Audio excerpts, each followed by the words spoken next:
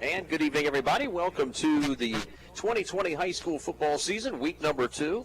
And Thornville, Ohio is the site here tonight on Nash Icon FM, 107.9 and 98.5, and on YRP TV. Dave Davidson and Mark Withrow here alongside. Muskies coming off of a defeat last week at Meadowbrook, 20-13 in their opener.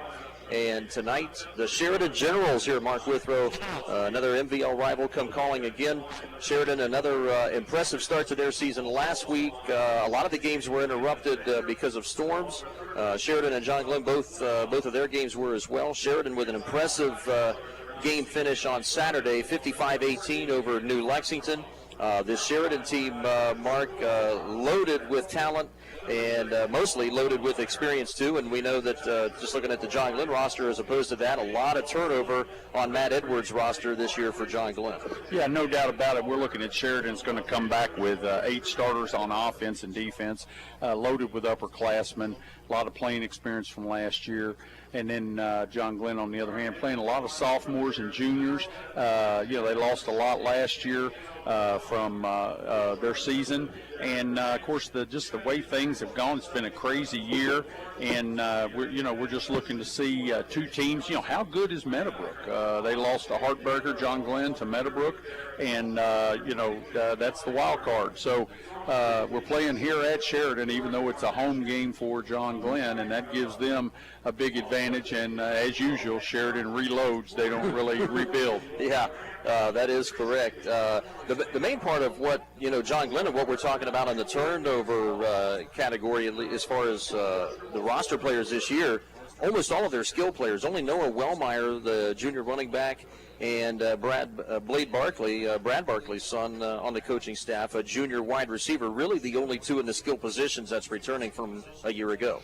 Well, no doubt about the skill positions, you're going to take a hit, but I think, and one of the strongest things is that offensive line, and you're starting a couple of sophomores and a junior in there, along with 2 seniors that it's an inexperienced offensive line, and playing Sheridan the second game of the season is not anything to wish on anybody. Nope. Tough Zimba and Logan Gilcher, the 2 returning from that offensive line from a year ago. And as you said, Ethan Smith, and then on the right side of the line with Gunnar Fox and Ethan Derwachter, a couple of sophomores on that right side that are probably going to get a real serious test of on-the-job training tonight. Well, we were talking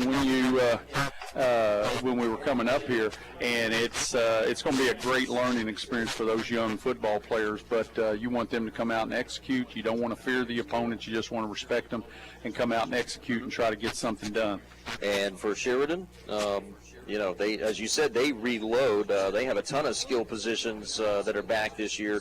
But most of all, as you said, most of the time when you're talking about a general football team, it's that offensive and defensive line, but particularly that offensive line that really propels the team. Well, they've got great size at the right tackle. Joey Reynolds, he's a senior. He's 285 pounds. At the left tackle, you've got Holden Bowen. He's a junior. He's 255 pounds. You've got the center is a senior, 6'3", 250-pound Taven Levitt. These guys are tough to replace. The senior right guard, Logan Moore, 6'2", 245, and then the left guard, Chase Young, he's another senior. So you've got a senior-laden offensive line. You've got a junior in there with them. This is a veteran offensive line, and they've got great size, and look for them to, just dominate the line of scrimmage. Well, we'll see who wins out here in this one tonight. The Generals 1-0 with a lot of experience coming back, and a much younger John Glenn Muskie squad coming off a defeat with Meadowbrook a week ago. And we'll step away here for just a couple of minutes, and we'll be back on Nash Icon FM 98.5 and 107.9, and on the web at yourradioplace.com, YRP TV, when we return after these messages.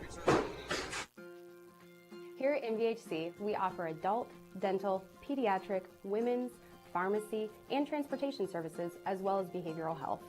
We accept all patients. Make your appointment today if you're not feeling well. Ever sexual abuse while in the Boy Scouts? You may be entitled to compensation, no matter how long ago the abuse happened. But your time to file a claim is limited. Call 800-409-3331. That's 800-409-3331 for more information.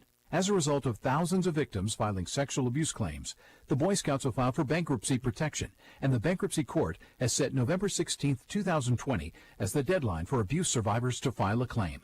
As a result of this bankruptcy, a victims' compensation fund is being set up that may be worth over $1.5 billion. Childhood sexual abuse takes numerous forms, including forcible rape, exposing oneself to a child, or showing her or him pornographic images, or viewing or photographing a child in a sexual context. If you are a survivor of sexual abuse while in the Boy Scouts, you may be entitled to compensation. Call 800-409-3331. That's 800-409-3331 for more information. Your call is completely confidential. Did you know Geico's now offering an extra 15% credit on car and motorcycle policies? That's 15% on top of what Geico could already save you. So what are you waiting for? Your dentist to actually believe you?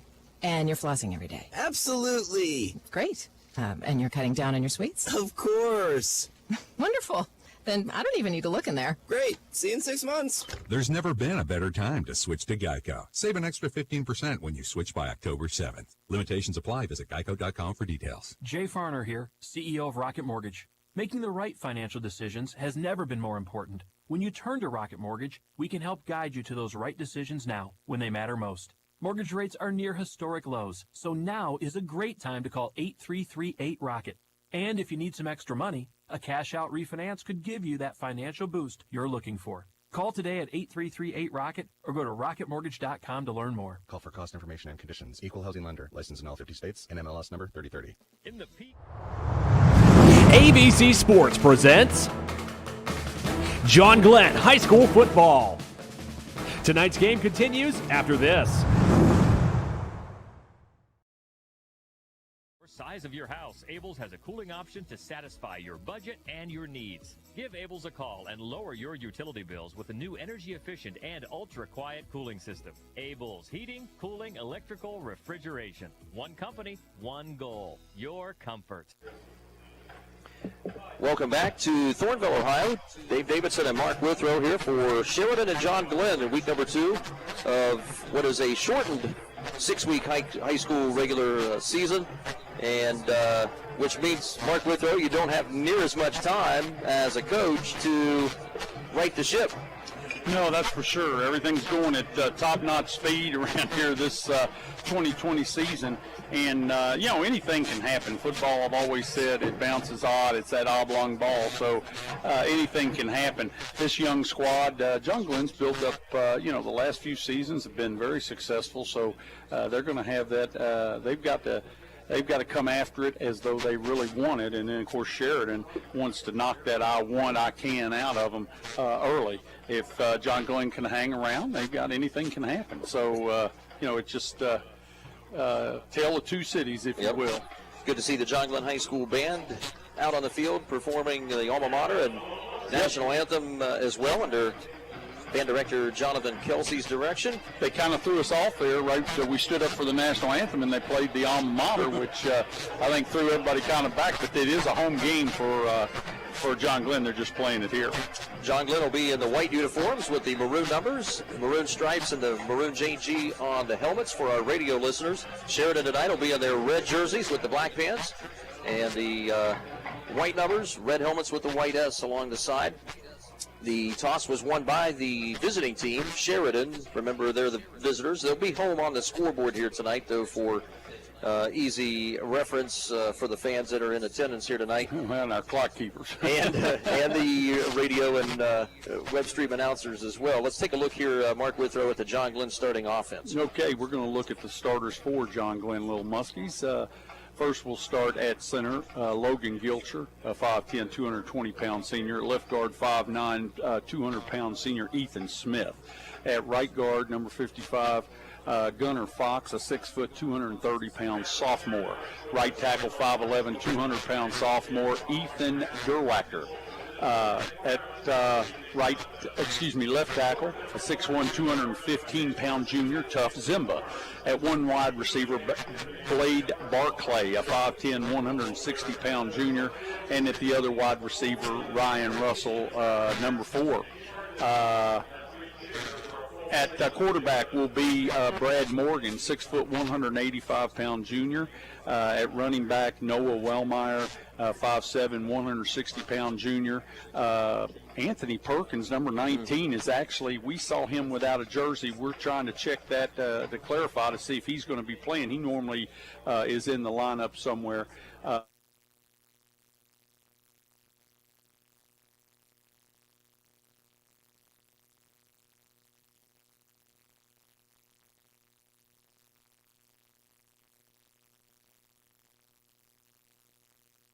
On the defensive side in particular, that's really going to be a big loss for John Glenn. All big. You need all the veterans that you can when you've got a young squad playing. So, yeah, that's going to hurt. But, you know, as a coach, you're going to get them out there. You've coached them all up, and you tell them, let's go execute, and, you know, you go out and try not to make mistakes. The base 4-3 defense for the Sheridan Generals, the four up front on the defensive ends, Chase Young, a 180-pound senior. Santino Dijon, 6'3", 215 pounds at the other defensive end. He's a senior. Jared Frame, the tackle, a senior of 190 pounds. And Logan Morris, a big defensive tackle with 245 pounds, also a senior. So four seniors up on that defensive line in that 4-3 base general defense. The linebackers on the outside, Eli Gordon, 170-pound junior. And Shea Taylor, a senior at 215 pounds at 6'3". Jared Elson in the middle.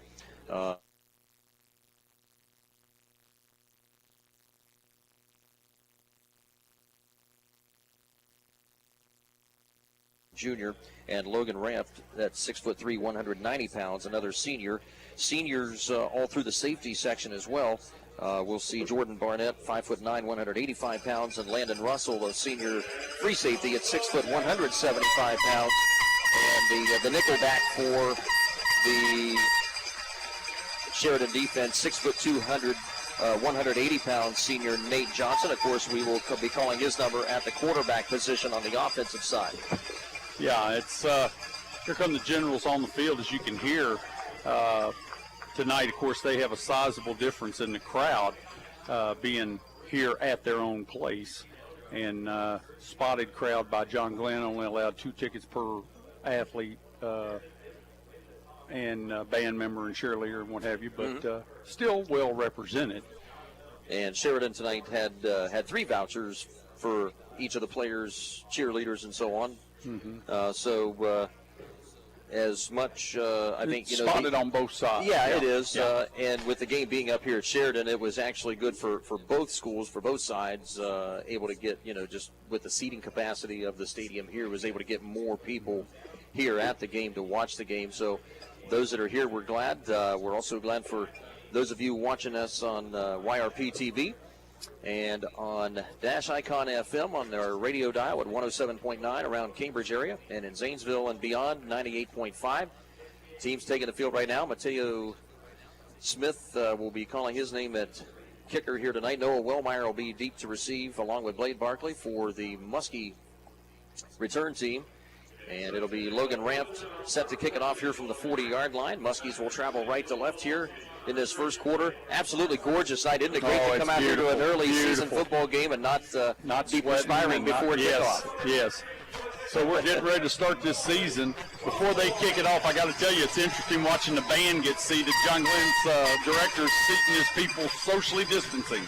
And this kickoff, a short one, brought to you by Valentine Insurance on Southgate Parkway in Cambridge. It's scooped up on the one hop around the 21-yard line and diving forward to the 26 is John Glenn's Blade Barkley, and he will set up the Muskie offense. Barkley actually did a great job that time keeping his eye on the football. Actually, number 12, Bronson Bindle, a freshman, went for the football. It took a wild bounce, and he missed it. And Barkley picked it up, and a sizable gain. Going to have good field position. This is interesting, too, Dave. The center actually brings the ball out. The line judge marks it, and then the center sets it down and snaps it. So there's only the players are going to touch the football. Pre-game festivities, once again, brought to you by ABC Technical Services. They can save your business as much as 40% on your computer repairs and services. Call 432-5605. And Noah Wellmeyer will get the first carry of the evening, and he'll pick up 4 yards just past the 30-yard line on a straight dive ahead, and a good push there by Logan Gilcher, the center for John Glenn. Yeah, a really nice push. They've got a 4-man front, and they had a really nice push. Actually, it looks like a 3-man front. John Glenn will go trips receivers out to the wide right side. Wellmeyer behind. Quarterback Brad Morgan. And the quarterback throws a quickie out to the right side. And Blade Barkley is cut down for a couple of yards lost back to the 28-yard line. Good read by the Sheridan secondary. And sometimes getting off those blocks from the other receivers are difficult to do, but not that time for the defensive secondary. Well, they made a living last year throwing that out to the Perkins boys, and that time just a great read by the corner. The corner was up in a push position and just came down, read it well, and as he turned his head after the catch, he got nailed. Corey Amspon, Jordan Barnett out there on that stop. 3rd down and 7 now for John Glenn at their own 28-yard line, close to the 29. Snap to Morgan, handoff. Wellmeyer trying to get around the right tackle. Gets past the initial hit at the line of scrimmage, spins inside for a gain of a couple, maybe 3, just short of the 32-yard line. And that'll bring out the punt team here for John Glenn, which will also be Brad Morgan doing the punting duties this year. Yeah, I tried to get a little, we'll call that an outside trap. It looked like sweep action, but it actually broke in just over the tight end. Nothing Sheridan's there. All kinds of switcheroo problems here going on. Well, they had to call a timeout because John Glenn came out and lined up, and Sheridan has to use a timeout quickly. And I think Matt Edwards really irate with his offensive unit out there. I think he really wanted to snap that ball because I think he wanted to catch Sheridan with 12-plus minutes. Yeah, on the field. and that would have given them the first down as it is 4th and 4. They snap that football, they catch them, and that would have been an early mistake. But that's youth. I mean, he had the right plan. The coaching staff's doing the right thing. It just, but you've got young people there. They don't quite understand it yet. They're getting it though. They'll learn after tonight. I'll bet they snap it the next time.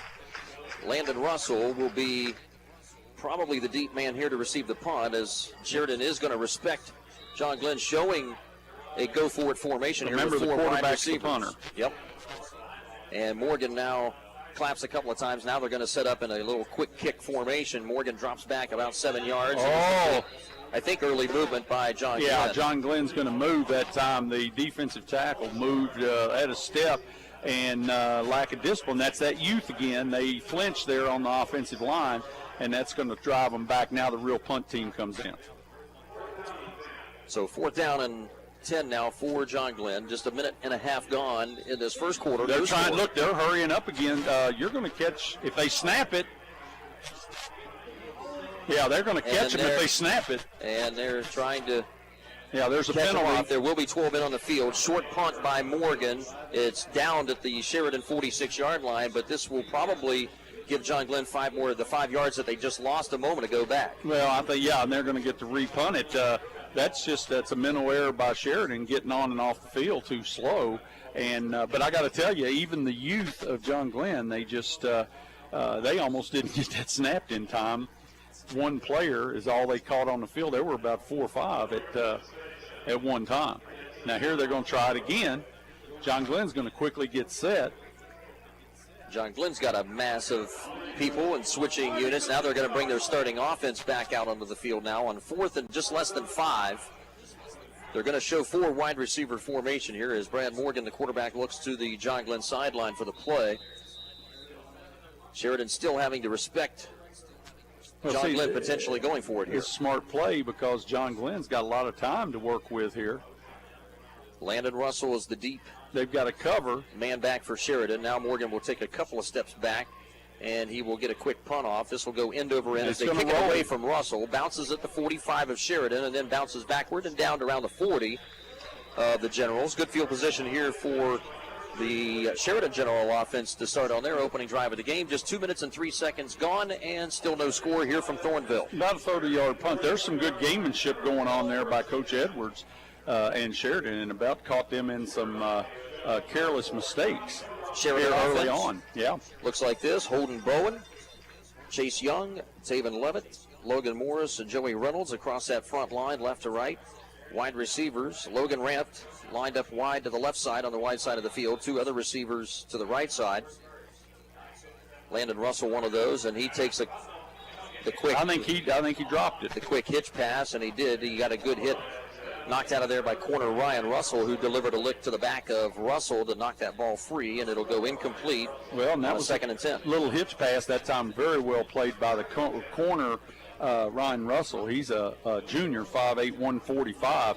Not very big, but he did a really nice job of laying the leather to the receiver and causing the ball to be jarred loose. Sheridan tight end Tyler Talbot, 5'11", 195-pound senior. In there on the left side, in the slot receiving position for Sheridan is Andrew Holden, a sophomore at 5'9", looking deep, and it's communication between Logan Rampt and the quarterback. And Josh O'Ryan, 6'3", 190-pound senior, is in there at quarterback right now for Sheridan. So a misread between him and senior receiver Logan Rampt on that right side. 3rd down and 10 now for Sheridan at their own 41. Well, and if you'll check, their outside receivers, Taylor and Rampt, are both 6'3". They've got a lot of length on them against the corners of John Glenn. And that time he tried to loft it up. You could see the quarterback's got a nice arm.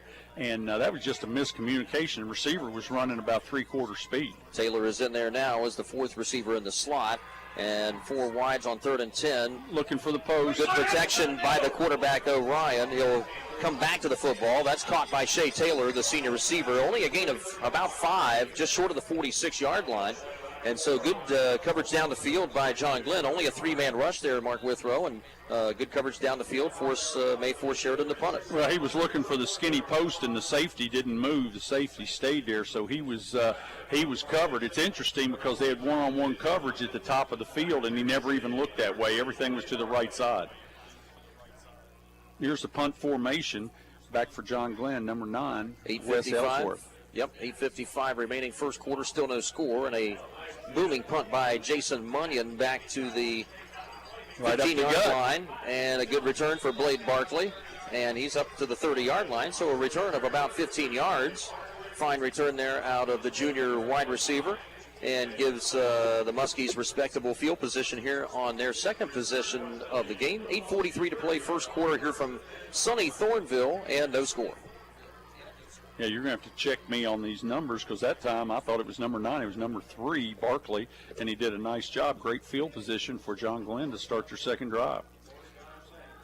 Wide receiver for John Glenn is Ian Glob, a junior, 5'6", out there on the left side by himself. 2 other receivers out to the right side. Barkley, one of those. Quick handoff. Wellmeyer wrapped up around the line of scrimmage, but he comes with such velocity when he hits the hole. There's even though he's only 160 pounds, Mark, we talked about it before, he hits the hole hard, even though he doesn't have a lot of leverage there, but still picks up positive yards. Well, he's kind of a slasher. He's going to pick up 3 yards. Does a nice job. Like you say, he's hitting that hole. The linemen only have to hold for a brief moment. So a 2nd and 7. John Glenn at their own 33-yard line. 2 wide receivers to the near side of the field. Blade Barkley is one, Noah Winland the other. Stretch play, fumble. And that's fumbled, and it's going to be scooped up by Sheridan out the 25-yard line. And the man on the spot is Nate Johnson, one of the safeties, in there on the blitz on the weak side of the defense. And comes up with the game's first turnover. And John Glenn with some of that inexperience with a lot of sophomores and a few freshmen sprinkled in there with a mistake early. Well, that's where Brad Morgan, the quarterback, he should have ate that. It was a stretch play. The timing was off. It was a little too far wide, and he still tried to hand it off. The ball went to the ground. And, of course, it's a turnover, and this is Sheridan's football on their 25-yard line, or actually 26. So a big mistake here by the Muskies early. We'll see if Sheridan can capitalize. Josh O'Ryan, 6'3", senior at quarterback. And he will give it to Munyon, straight up the gut. Munyon dragging Muskie tacklers with him inside the 20 down to the 18-yard line. And a nice pickup. And it'll be good for about a gain of 8 for the junior running back at 175 pounds, Jason Munyon. Well, they put that big tight end, big number 82, Tyler Talbot, 5'11", 195. They put him lined up behind the right tackle, and they motioned him over like you're going to do a wham block on the left side. And, of course, everybody kind of followed that, and it went right up behind him. So it was kind of a decoy block. Muskie defensive line, Ethan Smith and Tuff Zimba on the ends. Blandon Baker back at defensive tackle with the nose tackle, 310-pound sophomore. He kept Good it. fake, quarterback O'Ryan will keep it, has a first down and more. He spins his way inside the 10 down to the 8-yard line, a pickup of 10. for the quarterback, who really baited that John Glenn outside defense and found a big gaping hole between center and left guard. Well, and you could see what it was a read play. He read the outside defender, and the outside defender was so worried about Munyon, he stepped up, and in doing so, his read was to pull it, and he did. He cut it up, and then the tackling, a lot of hard hits, but not a lot of wrapping, and he's going to take it down inside the 10. John Glenn linebacking core have a senior, a junior, a sophomore, and a freshman. Bronson Bendel, a freshman. Aidan Armstrong, the sophomore, and Noah Wellmeyer, a junior. This will be a little hitch. He got this. It's going to hitch pass out to the left side. Caught it inside the 5 and spinning down to the 1-yard line goes Landon Russell on a gain of about 6 inside the 1 of John Glenn, and another good play-action fake set up there by quarterback Josh O'Ryan. Well, that was a great fake. It's a great play call because they've been punishing him with the run. They faked the run. He wheeled around and hit the receiver on the outside. And Sheridan knocking out the door with 6:25 and counting, first quarter, no score, but Sheridan about to punch it in here inside the Muskie 1. Low snap back to the quarterback, give it to Munyon, and he's got a touchdown from 1 yard out. Jason Munyon, junior running back at 175 pounds, gets the game's first score, and the visiting team here in Thornville, the Generals, take a 6-0 lead. Nice drive put together there, but it was on the turnover. The turnover is what caused the biggest problem, gave them a little momentum, and here they are lining up for the extra point. Jason Munyon, the holder. Looks like there might have been some movement there. At center looked like he flinched a little. Oh, no, they're going to call in the neutral zone. Yeah, one of the defensive tackles there, I think Blandon Baker was trying to get a little bit of a head start. Sheridan will refuse that penalty, and Logan Rampt will set back up to attempt the point after with 6:19 remaining in this first quarter. And a good snap back to Munyon. Low line drive kick, and that one's too low, and Ramp just knuckleballed that one and missed it below the crossbar. So the score remains Sheridan 6 and John Glenn nothing, as we will take a timeout here on Nash Icon FM and on YRP TV. Our coverage of high school football here in week number 2 with the Muskies and the Generals will return after this. Beth A. Glass CPA is proud to be one of the leading firms in the area. Their dedication to high standards, the hiring of seasoned professionals, and exceptional work ethic mean that you can rely on them to ensure that every client receives the close analysis and attention they deserve. For all your financial needs, give Beth Glass or Trina King a call today at 740-826-7429, or you can visit bethglasscpa.com. And best of luck to our area teams this football season. High school football from ABC Sports and WILE Cambridge, 107.9 Cambridge, 98.5 Zanesville, Nash Icon.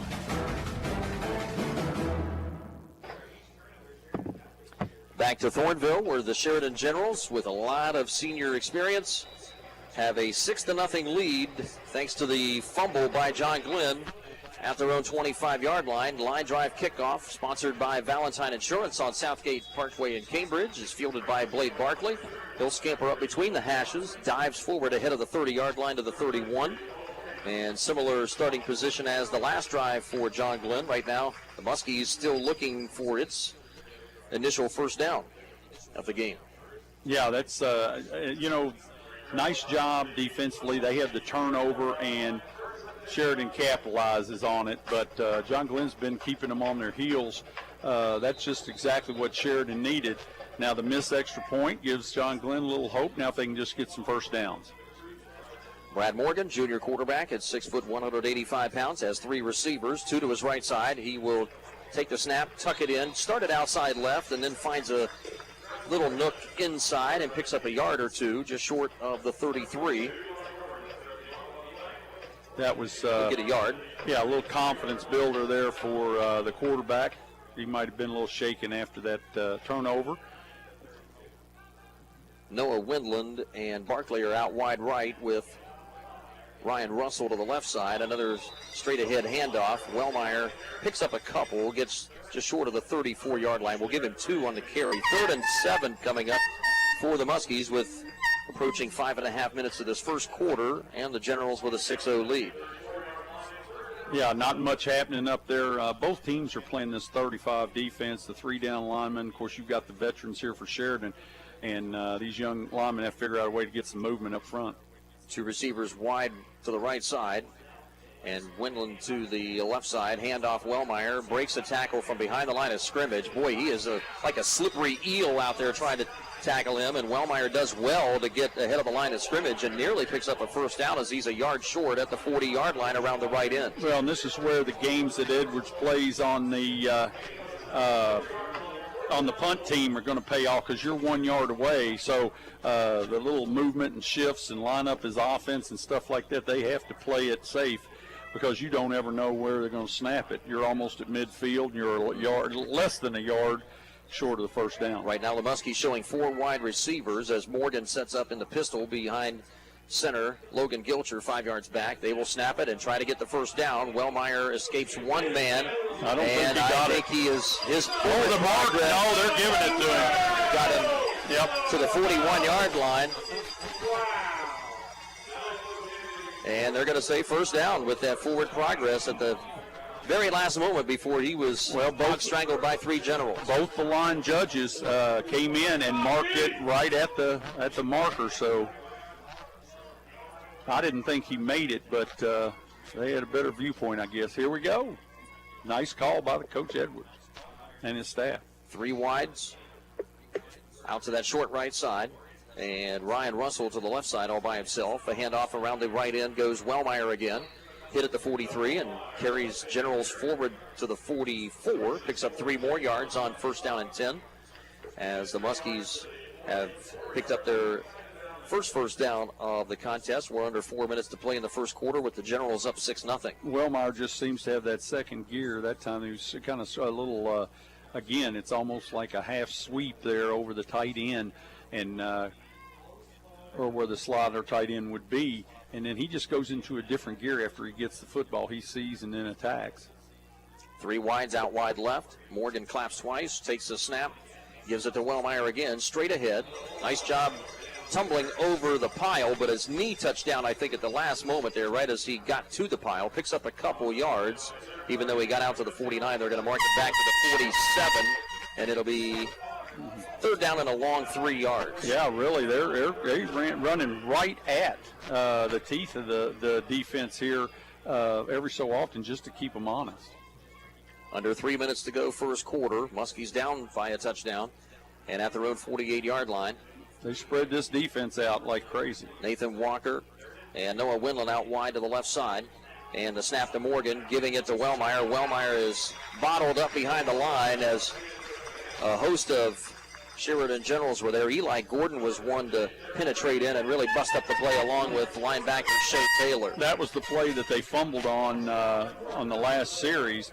A little stretch play. The quarterback has to work really hard to get it out there. The timing was a little bit better, but the blocking just, they ate that up. They came in and stopped that for zilch. 4th down and about 4. 47-yard line. Morgan will probably drop back into punt formation here in a moment. Wellmeyer comes up beside him. And again, Blade Barkley, the motion man, coming to the left side. And the Muskies will drop back into punt formation. And it's going to be whistles blown before the play. Yeah, false start. That's the youth they had. Didn't see there was nobody back deep. Look where the ball died, on about the 12-yard line. They had what they wanted, and they just that's another mental mistake. Again, that's the youth of your squad. So the Muskies will be moved back. And here comes the punt return team. To the 42-yard line. Wholesale changes from both sides. Clock shows 1:58 to go first quarter. Sheridan up 6-0. Taking advantage of the early John Glenn fumble by Morgan. And Jason Munyon punched it in from a yard out for the game's only score so far. Snap back to Morgan, a little rugby-style punt, and he shanked this one off the right side of his foot. Not a good kick here by Morgan. It bounces at the Sheridan 46-yard line, and then it's touched forward around the 49, so only about a 4-yard, make it a 9-yard punt. Oh, it's penalty flag. And now there's a flag coming in really late after the play, so something from one of the Sheridan somebody said something sideline or something like that.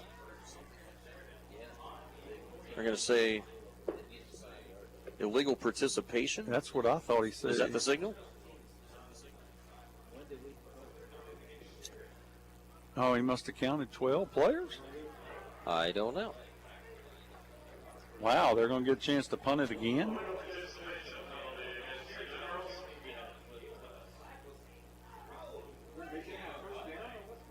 Okay. So illegal participation is the call. This will move, I think it was at 15 yards back from where the play ended, or is it 10 yards? I don't understand. They gave him a first down? Well, apparently it's a 15-yard penalty. So the John Glenn offense will stay out on the field. Oh, wow. Yeah, it's just a little bit puzzling, not knowing exactly what happened. John Glenn's going to stay on the offense at the Sheridan 42-yard line with 1:36 to go here in the first quarter, and down a touchdown. So a big break for the Muskie offense here, this squad. And now there's going to be a flag. This will probably come against John Glenn, throwing deep down the sideline, incomplete at the 10-yard line, looking for Noah Winland, the freshman receiver, was Morgan. And we'll check the penalty flag again. So a lot of mistakes here on both sides here right now early on in this quarter. I got to look. I'm going to find the rule book. I got to see what just happened because I'm not real sure about. Now, this is a 5-yard penalty. Yeah, illegal motion. They had John Glenn had two guys in motion at one point, although I thought they would have. But that doesn't necessarily blow the play dead because it's not a false start. So it'll be first down 15 now. Muskie's at the Sheridan 47. 1.5 minutes remaining in this opening quarter.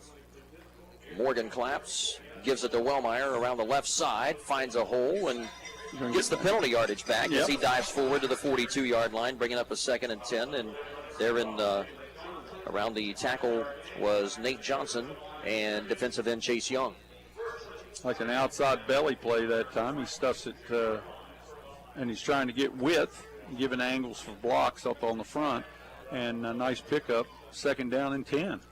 Sophomore Aidan Armstrong is in as a extra receiver now for John Glenn. He'll be out on the right side flanked with Ryan Russell. Blade Barkley and Noah Winland to the left side. Barkley comes in motion across the formation as Morgan claps out of the pistol and gives it to Wellmeyer, the running back again, around the left side again. He takes on a hit and delivers a lick to the defender and goes down to the 37-yard line. Another solid 5-yard pickup for the very tough junior running back Noah Wellmeyer. Yeah, for 160 pounds, he's not afraid to lower that shoulder when he gets in traffic. He really explodes after he gets the handoff into the hole, but then, he's not afraid to try to punish the runner. Really like his running style right now. He looks very healthy. 3rd down and 5 for John Glenn. 37-yard line of Sheridan. Down to the final 15 seconds of this quarter. Probably will be the final play of the period. We'll see. Two receivers to the left side. Morgan will give it to Wellmeyer. Blade Barkley this time, rather. Barkley out of the backfield. Will get back to the line of scrimmage. That's about it, and he did well to do that. He had a defender waiting on him right there, and that was Nate Johnson, who was about to tackle him for a big loss. And instead, it'll be 4th down and 5 for John Glenn when we return after one quarter here from Thornville. Sheridan 6 and John Glenn nothing. We'll take a quick break, and we'll return with more on Nash Icon FM and on YRP TV. And it's time for a look at area high school football scores on 107.9 and 98.5 Nash Icon. It's the ABC High School Football Scoreboard. I'm Bill Arnett. Games underway now, the second week of high school football 2020. The Sheridan Generals leading at home 6-0 over John Glenn. Philo, a long road trip to Riverview, but the Electrics are leading 7-0 over the Black Bears. New Lexington and West Muskingum. New Lexington a quick 13-0 lead over West Muskingum in the first quarter. It's Meadowbrook 16, Crooksville nothing. Tri-Valley leading Maysville on the road 7-0. Wheeling Park over St. Clairsville 7-0. That is a road game for St. C. Other games around the area tonight. Cambridge hosting New Philadelphia. Caldwell at Shenandoah, the Battle of Noble County. It's Zanesville at home hosting Granville tonight. Morgan is at home hosting Coshocton. Monroe Central hosting Bridgeport. Newark a tough task hosting the defending state champion Pickerington Central. We'll have the next scoreboard update shortly. I'm Bill Arnett, ABC Sports. Our thanks to Trace Lingenfelder back in our Nash Icon FM studio, along with Jeff Reed and Cam Summers here giving us great live streaming pictures here with us on site. Thanks to all of those guys, our tech crews that make us look good because they don't turn the cameras on us here. Buddy. Amen, brother. 4th down and 5 as we start the second quarter. Sheridan up 6-0. And 4 down territory here, I would imagine, for the Muskies. Barkley comes in motion to the right side, 3 receivers, and they'll hand it off to Wellmeyer. Finds a gap and is going to be cut down inside the 35-yard line, short of the first down as he picks up 2, but is going to be a few yards short. And it'll be a turnover on downs for John Glenn as the Sheridan offense now will get back out onto the field for this 3rd time of the game. That's a gutsy call, and I tell you, somebody got a hand on him because he had some open ground there. He was slashing off the right tackle there and had some ground, but here comes the powerful Sheridan Generals. 1st down and 10. Sheridan now with Josh O'Ryan. Giving it off to Jason Munyon. Munyon escapes a man near the 40-yard line, has 1st down yardage into the secondary, picks up 14 before he is cut down by the John Glenn secondary. And Nathan Walker, the sophomore, in there on it. He ran through some arm tackles there, just like they drill him. He kept those legs a-pumping, and the tacklers just fell off of him. And that's a big chunk of yardage on 1st down. 14 yards up to the 48-yard line. Sheridan now working toward midfield as we are early on in the second quarter, and the Generals up by a touchdown. 2 receivers to the left side. Now a motion man comes scooting toward that left side as well. They'll give it to Munyon around the left end. Got a couple of good blocks.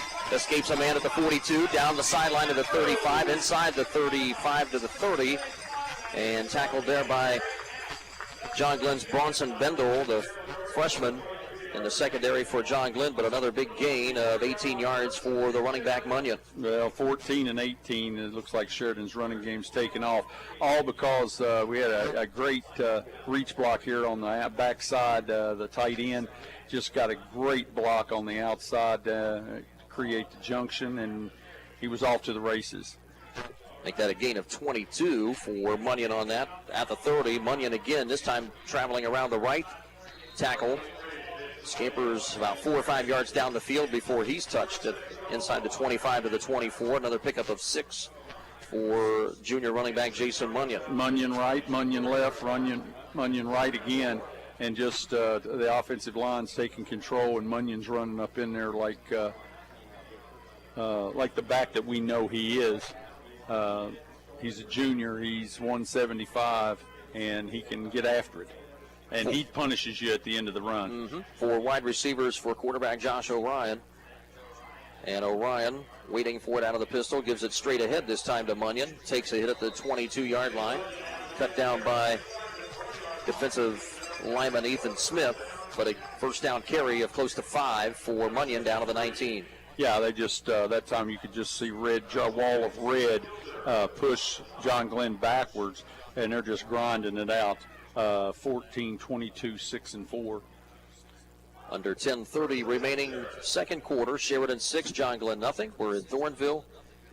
Gorgeous afternoon for week number 2 of this 6-week football season. And the Generals now looking to make it a 2-score lead perhaps here on this drive. 3 wides to the left side. O'Ryan looks, throws in the slant, caught, and diving to the goal line. Touchdown for the Sheridan Generals. And Chance Boring, 5'10" senior receiver with that catch. Perfectly placed there by quarterback Josh O'Ryan in the slot. And a 19-yard TD pass to make it 12-0. Yeah, just well, he waited for the second window. He cocked and ready to throw, and they had a squat corner there sitting, or a linebacker, and he didn't have it open. He waited, showed some great patience, and then hit him in the second window for the quick TD. Logan Rampt is on for the point after attempt out of the hold of Jason Munyon. Good kick. Got under this one. No problem getting it over the crossbar here as Rampt knocks it through to give the Generals a 13-0 lead over John Glenn here in Thornville. 10:04 to play second quarter. We'll take a 30-second break, and we'll return with more high school football here in the MVL in week number 2 on YRP TV and Nash Icon FM after this. Hi, Todd Whiteman from Foxfire Schools, where we believe that every child deserves a champion. If your children or grandchildren are currently struggling to find success, give us a call. We offer a multitude of embedded wraparound services K-12 on-site. Our programs focus on developing the whole child through personalized college and career readiness programs. Let us be your child's champion today. Foxfire Schools, where we teach the unteachable and reach the unreachable. Welcome back. Mark Withrow and Dave Davidson here at Thornville. Beautiful sunset behind the press box here, but not so beautiful on the scoreboard for the home team tonight. The Muskies in the white tonight, even though they're playing on the road, a home game for them. And the Sheridan Generals own a 13-0 lead on their home turf. Impressive drive that time by Sheridan. Ran the football right at John Glenn and then threw for the final touchdown. And this kickoff brought to you by Valentine Insurance on Southgate Parkway in Cambridge, taken by Logan Ramp, and taken around the 20-yard line, scampering up the left side. I think that's Barkley with the return, and he'll get just ahead of the 30. And again, Muskies, for the third time, will start at the 31-yard line on their first play of the drive. They've had pretty decent field position to start all their drives. You've had they came up short last drive on fourth, came up just a little short and gave the ball back, and then they had the turnover, and it's led to 2 scores. So the John Glenn offense back out on the field with a tick under 10 minutes remaining first half, down 13-zip.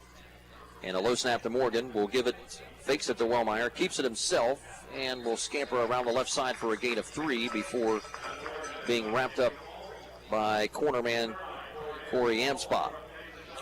Did a nice job of running the football that time. Did Morgan. He gave the fake, and then he took off, but just a lot of speed and quickness, very well coached defense by Sheridan to cut him off, get minimal gain. 2nd and 7 play, 3 wides to the wide right side. And Walker out to the left side, trying to provide a lead block for Wellmeyer, who carries it for a couple of yards, maybe 3 with forward progress, just short of the 37.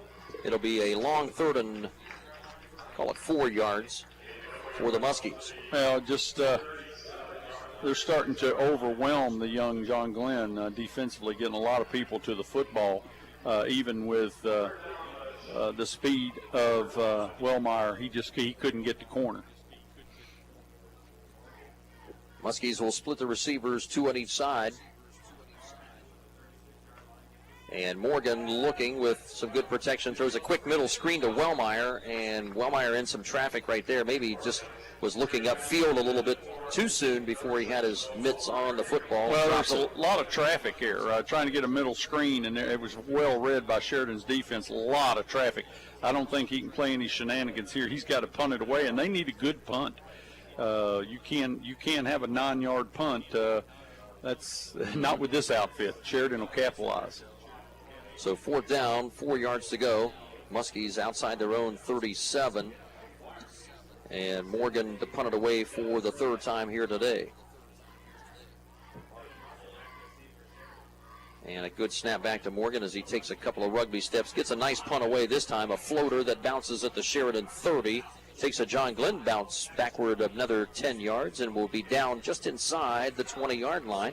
That was with 8:28 to play in the quarter. Very nice punt. They kept it away from their return man. And now you're going to force Sheridan to drive the football 80 yards. That's what you want. You should make them sustain the drive where they can't make any mistakes. This early in the season, everybody's a little green. So Morgan with a 43-yard punt there and no return for John Glenn. Much better after his 9-yard effort the last time. Just under 8.5 minutes to play in this first half. Sheridan 13-0 over John Glenn and back on the offense. And boy, John Glenn desperately here, the defense really needs to step up and make a few plays here in succession. Fake handoff, throwing down over the middle. And it was going to be in the hands of Nathan Walker, the safety man for John Glenn, as that ball was right off the mitts of intended receiver Chance Boring, who caught the touchdown pass on the last drive. And Walker just happened to move out of the correct spot and went to the wrong spot. Yeah, they actually had him open over the middle, and it was a little behind him, and the safety moved over because the safety has to make sure that he doesn't get by him. So he's getting ready to make the tackle because he was so open and got himself out of position for the interception. 2nd and 10, and Orion, the quarterback, will give it to Jason Munyon, trying to pound his way up the left side of the line. Walker is in there on the tackle for John Glenn as Munyon gets to the 25-yard line, a pickup of a good 5 yards. 3rd and 5 coming up for Sheridan, approaching the 8-minute mark of the second quarter. Yeah, the offensive line's trying to take charge, and that's a big play for John Glenn. 3rd down and, about 5 yards, and they need to hold. They need to be able to hold them, and that means hold them so that they don't have 4th and short where they might take a shot at it. They need to get a punt. Mm-hmm. Wide receiver Andrew Holden out wide to the right side along with 2 slot receivers. And Orion to throw it on 3rd and 5, looking outside sideline right, and throws it to one of the assistant coaches on the John Glenn sideline, well out of bounds. I think the intended receiver was Holden. Maybe it was Logan Ramp. Both of those receivers were out there at the 40-yard line. It'll be incomplete, and the punt team may come on here for Sheridan. Yeah, actually, it looked like they had the deeper receivers covered. They were letting them have the underneath pattern a little bit more, but he wanted the first down, so he went for the sticks. Jason Munyon is setting up as the punter in punt formation. Now Sheridan runs their 11th man out. They've had some substitution pattern troubles on special teams here today so far, as they'll get the left guard in there, and a good snap back to Munyon, and his rugby-style punt is hammered down to the John Glenn 43-yard line, and Blade Barkley will have to step away from it as Sheridan downs it. Corey Amspaugh will touch it at the 35-yard line of John Glenn, so a pretty good punt by Munyon to keep it away from the return man and put the Muskies back in deeper field position, 65 yards from the goal line, down 13-0 here halfway through the second quarter. But still not bad field position to start things off. They got to move the sticks and get some first downs, get some confidence. Only 1 first down for John Glenn so far in this game, and that was the opening drive. And I guess one by the baffling illegal participation penalty, which we're still not sure exactly what happened there, but that was one of the 2 first downs given to John Glenn here so far in the half. Morgan will clap twice. Broken play. Wellmeyer took off from him, and Morgan does well just to get back to the line of scrimmage, does not lose any yardage. And Morgan was looking to give that off to Wellmeyer around the left side, and Wellmeyer decided to go ahead and provide a lead block for his quarterback. Well, it looked like almost like that stretch play that they ran to the left side, and I can't really tell. I tried to watch the blocking. I can't tell what they're trying to establish with that stretching. I think they want him to cut back. Barkley and Windland are out to the left side as receivers. Wellmeyer will follow them that direction around the left side. Picks up about 6 to the 42-yard line. Just short of the 42, maybe 7 yards actually for Wellmeyer, and another good run from the junior running back at 160 pounds. 3rd and 3 coming up. Yeah, he actually does a nice job running in traffic there, following his butt. If these guys get hat on people and keep their feet moving, he picks up yardage. He's not an easy guy to tackle. Aidan Armstrong is in as an extra blocking tight end on the left side. Ball over on the left hash mark on 3rd down and 3 as Morgan snaps it and gives it to Wellmeyer. He's bottled up around the line of scrimmage, maybe gets a yard to the 38, and that's it. Good penetration by the Sheridan defense that time, who read the play. Shea Taylor and linebacker, or safety man Jordan Barnett led the charge there. Oh, they got a lot of people to the football that time. Sheridan read that. They knew they were going to hit off that left side, and boy, they attacked it. A lot of red shirts there to hold them, and they're going through. This is going to be brave here to go for it on 4th. Long 2. I'd say they've got something up their sleeve. Surely they're going to try to get it. Comes in motion right. They give it to Wellmeyer up the middle. He got it. Hit around the 45-yard line, and his momentum shooting forward picks up 4 yards. Noah Wellmeyer picks up the first down on a gutsy 4th and 2.5. That's a very gutsy play, but I guess he figures he has nothing to lose, and so down by a couple of touchdowns. So he gets the first down. That's hard running and great blocking at the point of attack. 1st down and 10 Muskies with their 3rd first down of the evening. And 5.5 minutes remaining in the half, down 13-0 to Sheridan. Barkley in motion to the left, and we'll try to provide some space for the running back Noah Wellmeyer. He's bottled up around the line. Wow, Picks up maybe two. He still dives under that pile at 5'7", and that low center of gravity really pays off for him more often than not. Well, there was nothing there, and people stuck with their block, and he just was able to get 2 yards. I mean, that's the kind of back he is. He can make something out of nothing, so he's going to be a tired feller at the end of this baby. Freshman receiver Noah Windland out to the wide right. Sophomore Nathan Walker along with junior Blade Barkley to that right side. Morgan rolling right, throwing in the middle, nice and wide open is Windland at the 37. Scampers inside the Sheridan 35 to the 32-yard line and picks up 20 on that pass play for the first catch of the evening for the freshman, Noah Windland. Boy, really a nice job by Windland. To motor down. He was cutting against the grain. They rolled it to the right, and he did a little flag pattern, or excuse me, a little post pattern, pardon me, and just did a nice job of motoring down and allowing the quarterback to get it to him, picking up big yardage. Ryan Russell, the receiver to the near side, 3 more to the left, and that'll be Blade Barkley, the motion man, coming right. And Wellmeyer stumbled, maybe tripped over the quarterback's feet. Yeah. Behind the line, it'll be a loss of a couple. Yeah. Who do you credit the tackle to there, Morgan? 2nd and 12 play coming up for the Muskies. 4:10 to go first half. Muskies down 13-0 here, but if they can sustain this drive and get some points on the board, put some points on the board, it'll give them a little bit brighter hope for half number 2. Well, and remember that first extra point was a miss, so it's 13-0. Morgan with a quick flare pass out to the running back, Wellmeyer. Wellmeyer, with that speed, gets outside the 30, down to the 25 of Sheridan. Nice scampering pass play there of 9 yards to the running back, Wellmeyer. And that'll set up a 3rd and a long 3 now for John Glenn, and certainly 4 down territory here. It's a makeable 3, and of course you're definitely, if you're in 4 down territory at the 40, you're definitely in 4 down territory here. Of course, they would like to avert that 4th down and pick up the 3 necessary plus yards here.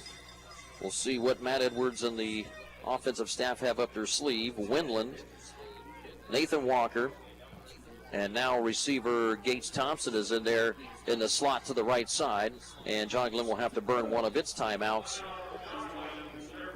Timeout number 1 in this first half for John Glenn. So 3:44 remaining in this first half of play. Sheridan 13 and John Glenn nothing. We'll take a quick 30-second break, and we'll return with more high school football here after this. Doan Ford is celebrating 57 years of service to the Ohio Valley. This means a friendly, low-pressure sales experience and a wide selection of new and pre-owned vehicles. Featuring the MKC, Nautilus, and MKT, Lincoln comfort you've come to expect. And remember, for fast and easy financing, check Doan Ford. I'm not fine till I check Doan Ford. Thanks to Trace Lingenfelder at our Nash Icon FM studio, along with Jeff Reed and Cam Summers here. Fine job, this young man, once again, doing good video work for us here on site here at Thornville at Sheridan High School Field. Generals with a 13-0 lead, 3:44 remaining in this half. Big play here, Mark, for John Glenn with a 3rd and 3 at the 25 of Sheridan. Well, you got to figure you got 2 plays to make 3 yards. And Morgan claps out of the pistol, gives it to Blade Barkley, the running back there, and he is cut down at the line of scrimmage. There was no room for him to maneuver, and right there leading it again, defensive end Chase Young at 180 pounds. The senior really just broke up the play, and the linebackers Shea Taylor and company came in and finished them off. Yeah, and they are really, they see something on the left side, the offensive line there, the right side of the defense. They are definitely trying to pound that. I guess they're going to say he lost a yard, looks like. Yeah, about a half yard perhaps. Yeah. So 4th down and a good 3 to 3.5 to go now for John Glenn. And they need a first down to keep the drive going. Morgan again will work out of the pistol. They'll have 3 short receivers to the left side. And they'll give it to Wellmeyer. Yeah, Wellmeyer scampers. Boy, he's going to be close to that stick again at the 22, maybe just inside of that. Giving it to him. And he's got it again. So Wellmeyer with 2 4th down runs to pick up first downs on this drive. A very key 4th and 4 run back in the John Glenn's half of the field on this drive earlier. Well, and that's his 20th carry of the night, and we're just in the first half. But he's a slasher. He gets up in there. And a play-action fake throwing down the sideline, and it is caught. Touchdown for Blade Barkley and the John Glenn Muskies as they get on the scoreboard with a surprise end-zone shot, 22-yard pass play from Morgan to Blade Barkley. Wow, nice fade timing. Is it going to count? I think there was a penalty flag down maybe over on that very far sideline. Let's see. What, did he step out of bounds? See what the play is. Could be it. Illegal touching. I think he's out of bounds.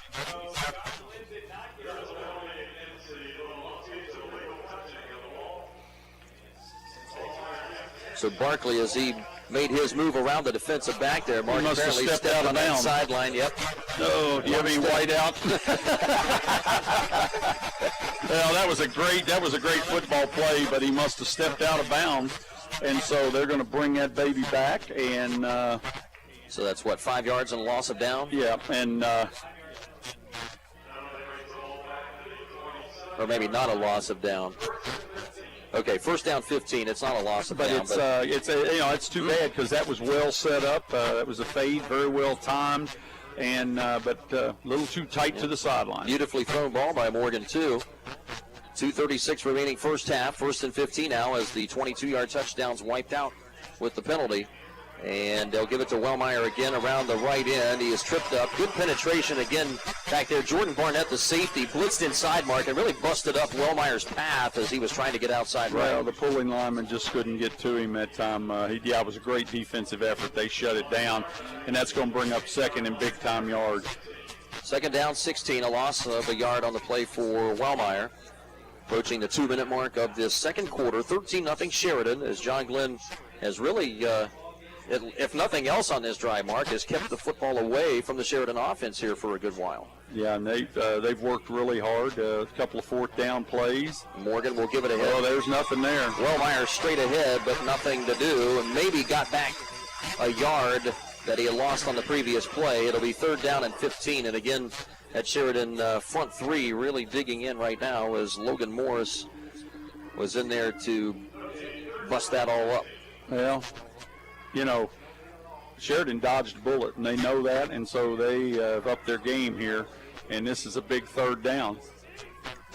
Again, it'd be nice to get about half of this, get it where it's feasible. Noah Wendland and Blade Barkley wide to the left side. Ryan Russell to the right side. Wellmeyer starts to his left, cuts back right, escapes a tackle at the 25-yard line, and scampers inside the 20 to the 17. Boy, that was a beautifully done run by Wellmeyer. Again, with that low center of gravity, he is really hard to get a grasp on, even when you're tackling fundamentally sound. Well, that's I'm not sure what the yardage was on that play, but he picked up nice yardage, and he kept those feet going. And nice, he's only 9. Only 60 pounds, 160 pounds. Little cutback play. Yep, 9-yard pickup there for Wellmeyer. We're down to 45 seconds. Muskies are going to run as much of this clock off here as they can. They still have 2 more timeouts, so they will probably run it down. Play clock showing at 5 right now. I imagine they'll take a timeout here with a second to go. Yeah, I wonder if they're going to try a field goal. They could try that. So it would be around a 34-yard field goal attempt should they test the senior leg of Mateo Smith. So the timeout by JG with 1 remaining stops the clock at 31.9 seconds of this first half. Sheridan leading 13-0 over the Muskies. And we'll see what Coach Matt Edwards, what kind of play he may have up his sleeve here or not. Or will he, again, trust to It's been, I'll tell you what, he is definitely the riverboat gambler because he has done some wild things on fourth down. And he's had some opportunities. He's tried to get some offsides. He's really doing a nice job, he and his staff, of staying in this football game. And he's done some things that have caused Sheridan to, mess up. I mean, that's just all there is to it. He could have had them a couple of times his youth showed, though. They made some errors. But he's given his team confidence to hang in there. Freshman Gates Thompson is in there as a receiver to the left side, along with Noah Winland. A couple of freshmen out there on the left side for John Glenn. And the other receiver is junior Ryan Russell to the right. Morgan from the pistol, snaps it on 4th and 6, looking. Oh, he's trying to throw back. Whoa! And it's going to be incomplete out to that left side flat. He was looking for, I believe, Ryan Russell, and probably would have been short of the first down anyhow. That good protection by the offensive line there, Mark, as Morgan really just didn't find any real open spaces to throw the ball. Yeah, there was nothing. What they did is they flooded the right side with the receivers. It was a straight drop back, and they flooded the right side, tried to throw back against the grain. Very well defended by the backside corner who stayed with him, foot for foot, and no dice. Here comes Sheridan.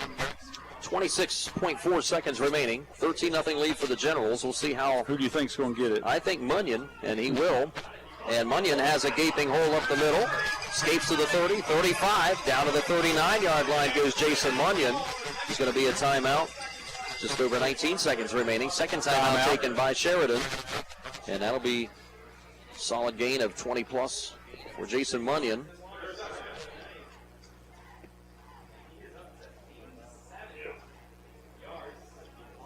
So timeout number 2 for Sheridan. Each team with a timeout remaining. And Sheridan right now, after a very sizable gain by Munyon on that run, will maybe look to take a deep shot here in a couple of plays. Nothing fancy, but the big senior laden offensive line came off, executed. Munyon can break it at any time. He's just a hard-nosed football player and just came off and picked up about 24, 25 yards. It'll be officially 22. Okay. On that one, as I'm still working on some math skills here early on in September. I taught social study. And the math that my wife teaches, I can't even read the equations, partner. 13-0 Sheridan with the football now at their own 39-yard line. John Glenn going with 6 defensive backs here. Prevent defense now for John Glenn. Low snap back to the quarterback, Josh O'Ryan. Under some pressure, throws over the middle, and it's going to be caught at the 30-yard line of John Glenn. Catch is made by Andrew Holden at the Muskie, tumbling to the 28-yard line. There's a timeout. Gain of 33 yards on that pass play to Andrew Holden, and still 12 seconds to go. Sheridan will burn its final timeout. But Sheridan with a chance here to maybe put a nail in the coffin, as if they can. Well, he stood in that he stood in that pocket. He stood treetop tall. Nobody got to him. There was no pressure, and he just waited for his receivers to clear. And those big old receivers caught the football and picked up, not only a first down, but deep in the territory. And I figured they'll take a shot at the end zone, and then if they don't make it, don't be surprised they kick a field goal. So Andrew Holden with his second catch of the evening, I believe. 12 seconds remaining. Sheridan out of timeouts now with a 13-0 lead, but they're at the John Glenn 28-yard line after that 33-yard reception. Munyon is to the right side of the quarterback, Josh O'Ryan. 3 wides out to the wide right side. Blitz inside. Pressure. And a great play. They dump it off. They get to Munyon. Munyon makes a catch behind the line of scrimmage and scampers out of bounds at the sideline and gets back maybe to the line of scrimmage. Probably a loss of a yard, it looks like, as he's only going to get back to the 29-yard line, as the quarterback O'Ryan was dead to rights right there. Wellmeyer blitzed and nearly had him for a big sack. Well, that was a big play by Wellmeyer to wrap up his legs and get it in there and run the clock down. That's for sure. It looks like, 3.6? Yes. So final play, in all likelihood here of the well, you've got first half. Somebody better get on the inside receiver here.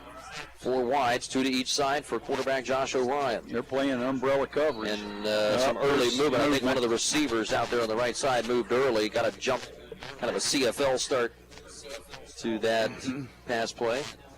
That'll move the Generals back 5 yards to the 34-yard line. So a 34-yard Hail Mary attempt coming from quarterback O'Ryan here on this next play.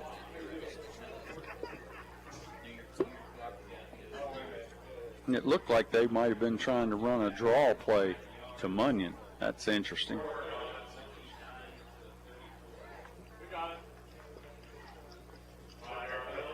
So back to the 34 goes Sheridan's offense. 3.6 still remaining in this first half. Sheridan up 2 touchdowns, 13-0. And with a small percentage chance here of punching in another score. 4 wides for O'Ryan. Blitz by Wellmeyer. Throws over the middle and attempting a one-handed catch with Shea Taylor. That ball was over his head a little bit at the 15 of John Glenn. That'll bring us to the end of the first half here in Thornville. So the Generals with a lot of domination really up front, but not a bad showing here by this young Muskie squad early on here. Mark Withrow, the freshmen, sophomores, and the juniors here primarily for John Glenn. A pretty good testament of themselves. I think kind of weathered the storm a little bit early on here and, sustained some drives and did a pretty good job of just kind of ball control offense a little bit with that 4 wide receiver offense. And still the time of possession, although we don't have that stat charted here directly, I'd have to think that probably it was in the hands of John Glenn for the slight majority of that first half. Well, I think that you take away some of the young mistakes, both, and a lot of it mental errors. And, they're right in this game. They've scored off the turnover, and then they gave up. They went for it on 4th and short and did not make it, gave it to him in pretty decent field position, and they're able to score. That 13-0, though, gives them hope. He's going to go in and say, look, you guys, we played with them this much, and we're only down 2 scores, so let's go out and get after it. And I'll tell you what, though, there's going to be a sore body for Mr. Wilmeyer. He's carried the football 23 times. I have him unofficially with 61 yards, and he gets up there and he delivers a blow, but how much punishment can a 160-pound body take? So, but no, they're hanging in there for a young squad. They've actually had Sheridan make some serious mistakes, some errors, some things that definitely Sheridan's going to have to clean up to get ready for next week's football game, that's for sure.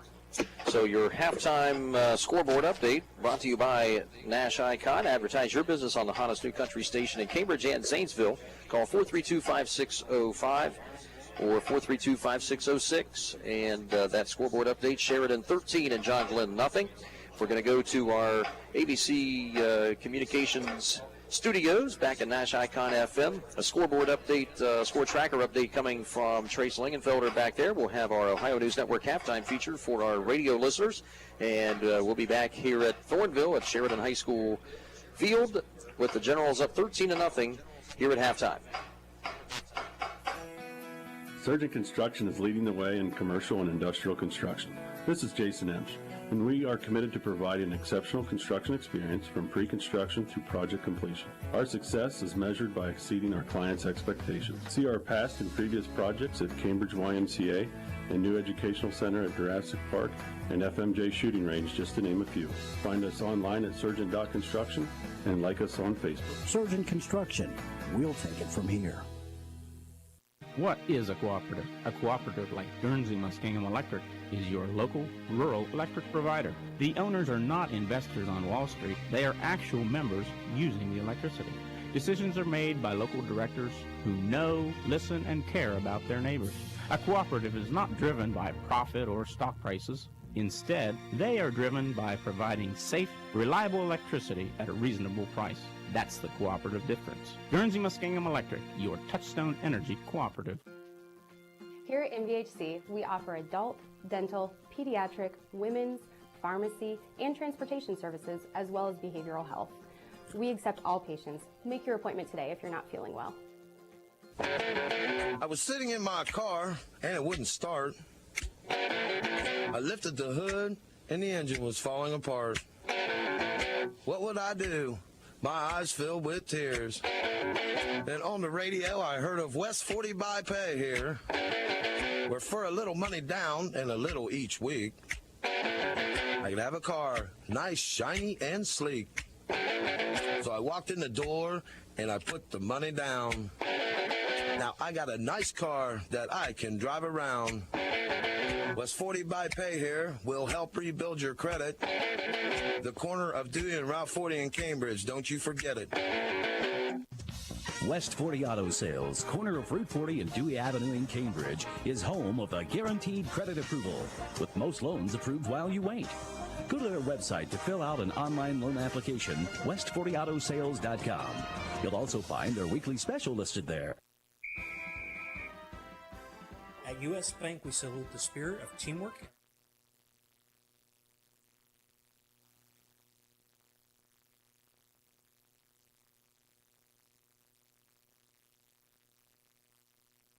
To name a few. Let our team here at U.S. Bank help you by stopping in at one of our branch locations. We are conveniently located in downtown.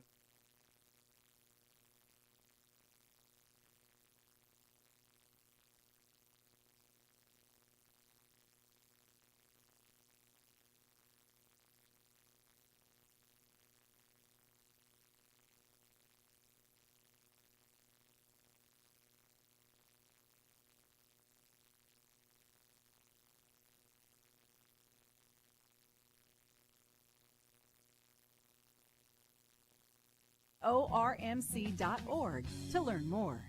Jar Concepts. Attention, this is an important message for anyone that has been diagnosed with cancer after being exposed to Roundup or other weed killers. The Internal Agency for Research on Cancer warned that overexposure to Roundup and other weed killers may increase the risk of developing non-Hodgkin's lymphoma. Monsanto, the manufacturer of Roundup, may have known that Roundup and other weed killers were likely linked to organ damage and cancer. This information was hidden from the public as proprietary trade secret since 1981, and Monsanto may have failed to warn of the potential risk of cancer. If you or a loved one has been diagnosed with cancer after being exposed to Roundup or other weed killers, you may be entitled to significant compensation. Call us now at 800-510-8976. Our network of attorneys are ready to fight for you. You'll pay nothing unless there's a recovery in your favor. Call now for a free consultation at 800-510-8976. You must protect your legal rights. Call 800-510-8976. Again, 800-510-8976.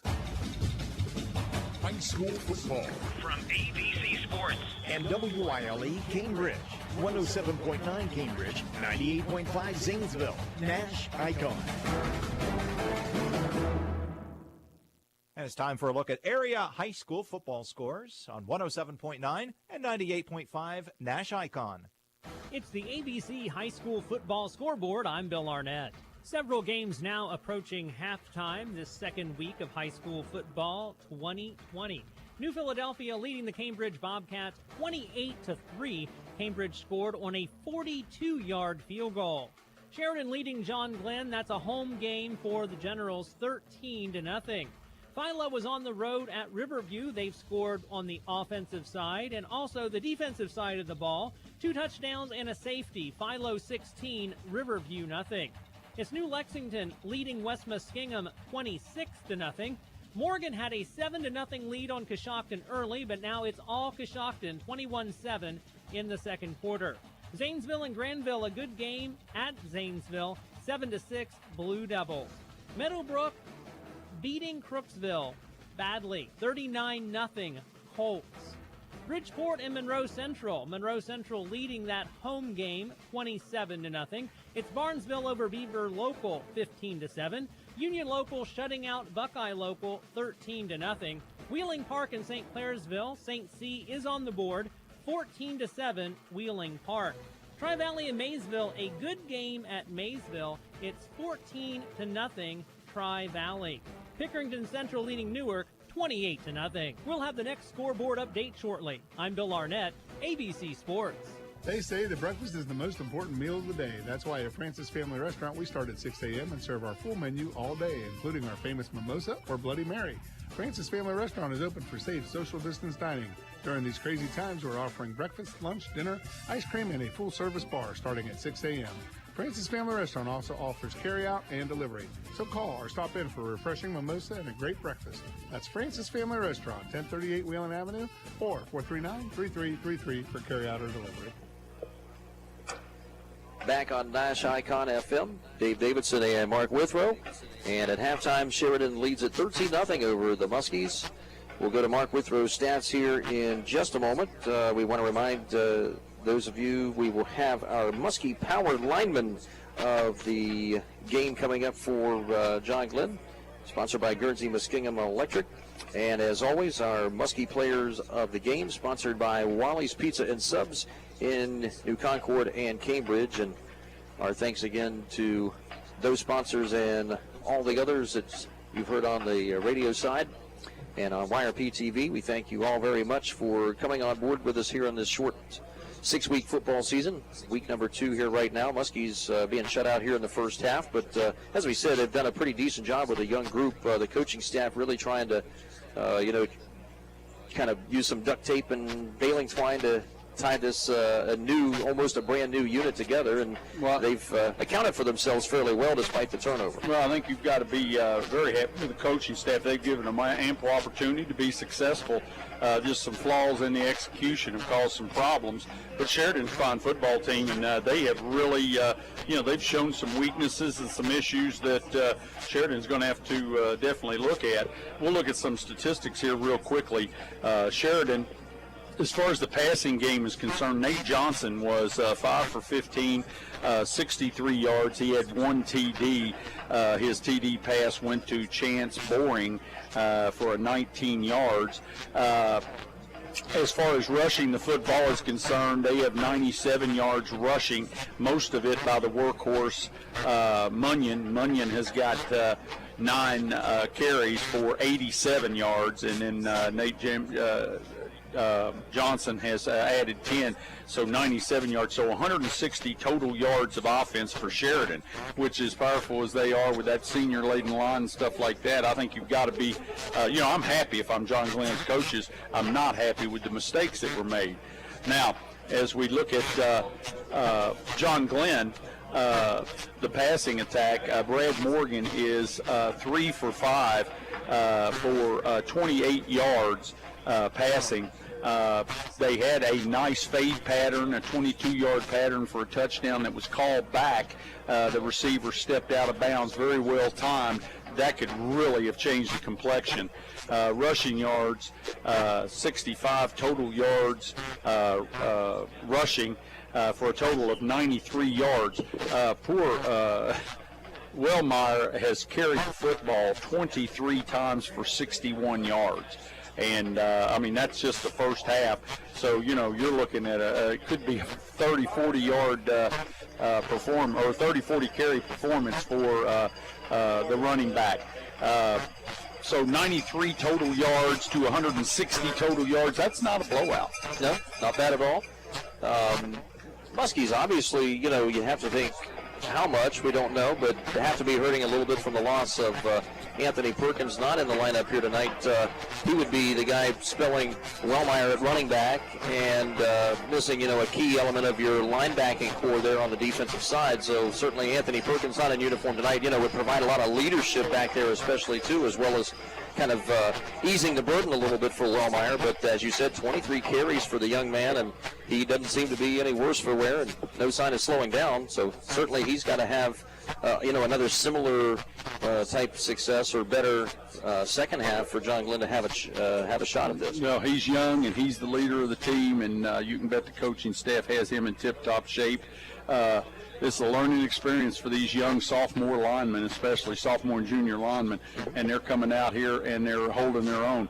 The mental mistakes, you can't have them in a game like this. They're hanging in there.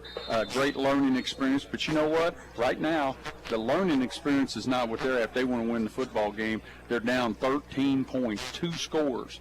2 scores and 2 extra points and you win. But you got to hold Sheridan to the goose egg, and that's going to be tough, but it's doable. So we're just a minute or so away from second half kickoff. We'll take a brief timeout, and we'll return with second half action as Sheridan will get the football to start here in this second half of play as we return on ABC Sports in just a moment. Here at MVHC, we offer adult, dental, pediatric, women's, pharmacy, and transportation services, as well as behavioral health. We accept all patients. Make your appointment today if you're not feeling well. Hi, I'm Tony Davis with People's State Bank. At People's State Bank, we go beyond the transaction to develop a true customer relationship where you're not just a number, you're our friend. We're trusted advisors who understand the specific needs of our clients in order to custom fit solutions to your financial needs. We understand what makes each situation unique. Stop in to any branch and you'll see that you're not just a number at People's State Bank. Visit online at psbohio.com, NMLS number 401826.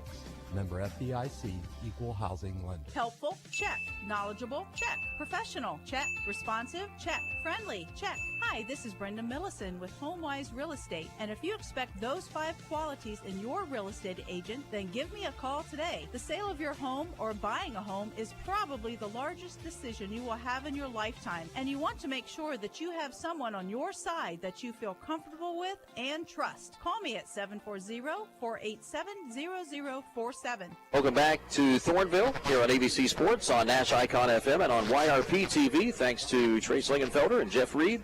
Cam Summers here providing the web stream videos here for us tonight. Appreciate all of the efforts of the guys behind the scenes very much.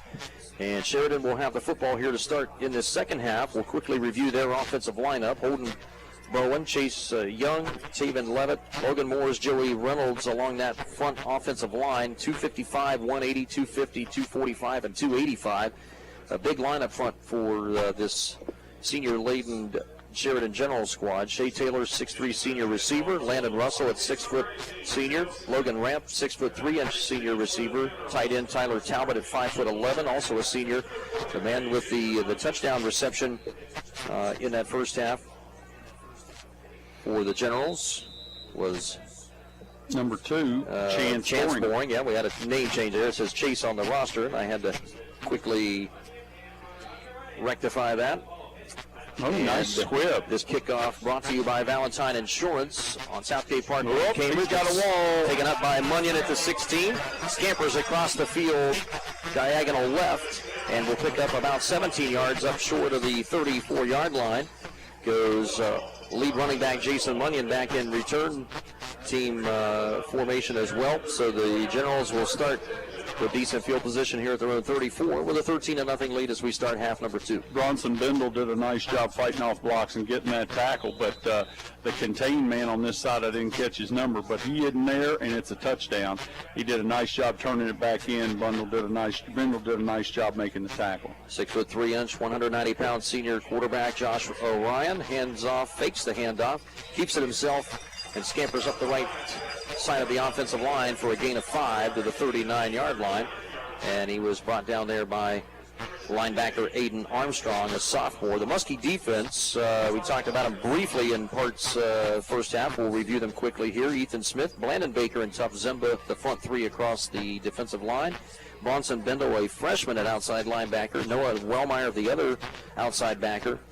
Aidan Armstrong is in there as the inside linebacker. The secondary, Noah Windland, Ryan Russell, the corners, and Blade Barkley, Nathan Walker are the safeties.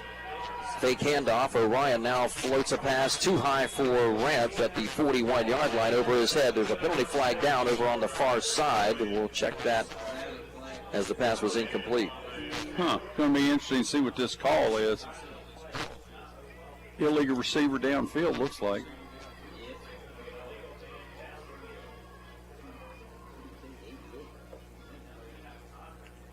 Was that intended to kind of be an outside screen out there, partner? Well, the play action pass out and then trying to get it. They're going to pick the flag up. It looks like.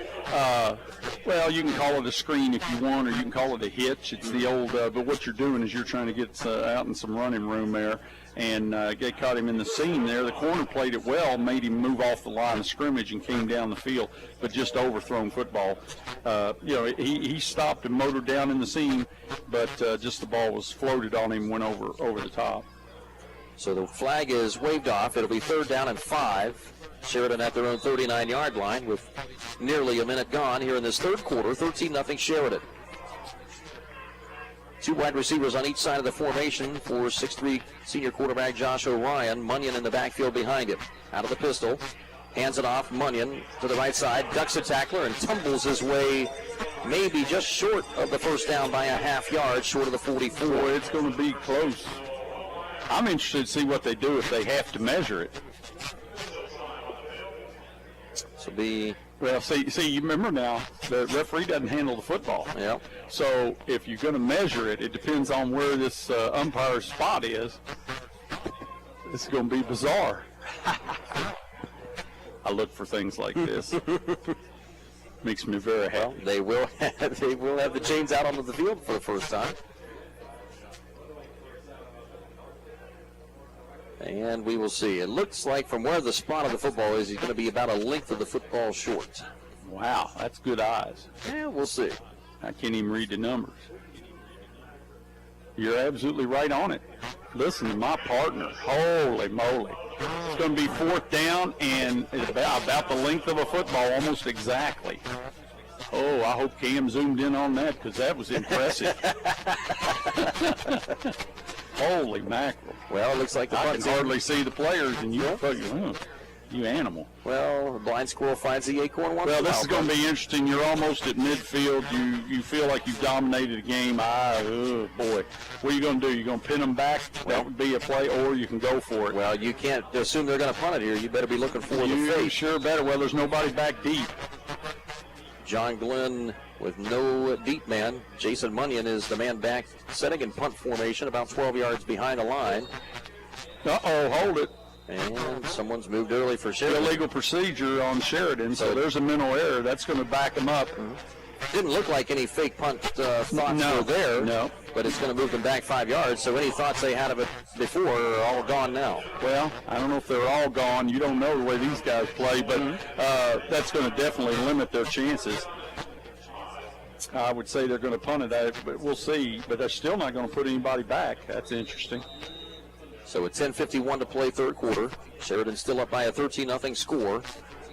And punt time here for Jason Munyon. Good snap back to him as he runs to his right side and booms a line drive, bouncing at the Muskie 32 and takes a Sheridan bounce backward. Another 10 yards, just short of the 20, just outside the 22-yard line. Good coverage down the field by the Generals. Muskie offense will take over for the first time here in the second half. And so another good defensive win there for John Glenn. Without a doubt. Forcing Sheridan a 3-and-out for one of the few times, maybe the first time here in this game tonight. John Glenn's offense, led by quarterback junior Brad Morgan, 6 foot, 185 pounds. Noah Wellmeyer, a workhorse in that first half with 23 offensive carries and a pass reception in that first half. He'll be in the backfield, a junior at 160 pounds. Blade Barkley, Noah Winland, and Nathan Walker, along with Ryan Russell, are the four wide receivers. They'll fake the jet sweep, and they'll give it to Wellmeyer. Straight ahead, shot out of a cannon, and past the 30-yard line. Picks up a good 8 yards on first down and 10. One of the few times we've seen a gaping hole through the center of the field. Well, they ran that little action. They ran the wingback across the formation there and made it look like that little used to be scissors play where he could sweep it or hand it off, and they went with the sweep, and he handed it up the gut. Four receivers again for Morgan. Claps, keeps it himself. Morgan nothing there. Bottled up around the line of scrimmage. Forward progress got him a yard, maybe to the 31-yard line. He'll be a full yard or so short of the first down on this third down play. Good bottleneck penetration there again. Eli Gordon, one of the linebackers in there to help bottle it up. Well, it scares me. Wellmeyer, all night long they've run Wellmeyer off that left side to try to get, short yardage. Let's see what happens here. Clock running at 9:36 to go, third quarter. Muskies need a first down here on 3rd and 1 from their own 31. Blade Barkley in motion right to left to join two other receivers on that left side. Handoff Wellmeyer going to the left side, and he's going to be bottled up at the line and won't get there.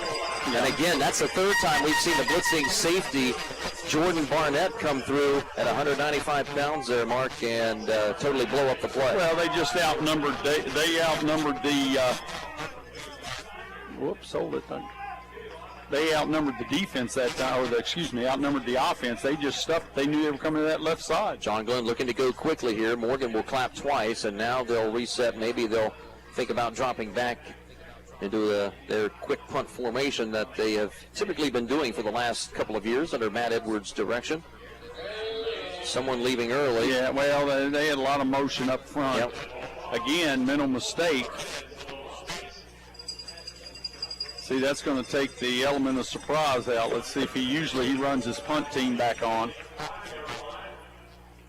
Here they come. And here comes the punt return team. Now, this is interesting because John Glenn a lot of times sets up. Of course, the umpire's going to hold the ball till all subs are made. So at 4th down and 7 now for John Glenn. At their own 25-yard line, it'll be Brad Morgan back to punt it, standing inside his 14-yard line. Clock running now at 8:43 to play, third quarter. Sheridan up 13-0 here in Thornville. Wobbly end over end punt.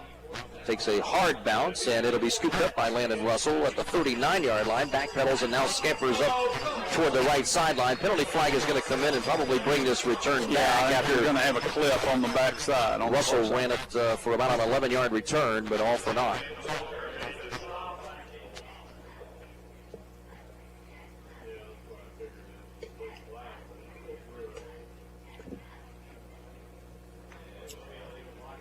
Illegal block in the back.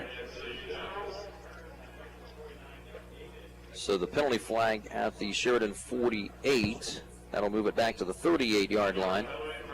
So the general offense will take over 1st down and 10. ABC Technical Services offers fast PC repairs, antivirus and security products, affordable cloud backups, and much more. Email them at abctech@yourradioplace.com. 8:28 to go, third quarter. Sheridan up by a 13-0 score and back with the football for the second time here in this second half. And Orion, the quarterback, with a good play-action fake and will scamper outside the left tackle to pick up 7 yards to the 45-yard line before being tripped down by Noah Wellmeyer. That's a nice pickup. He's got a lot of leg iron on that left knee. He's got... looks like a big old knee brace there, and he still did a nice job after making the fake to bounce it to the outside and picking up 7, second and short.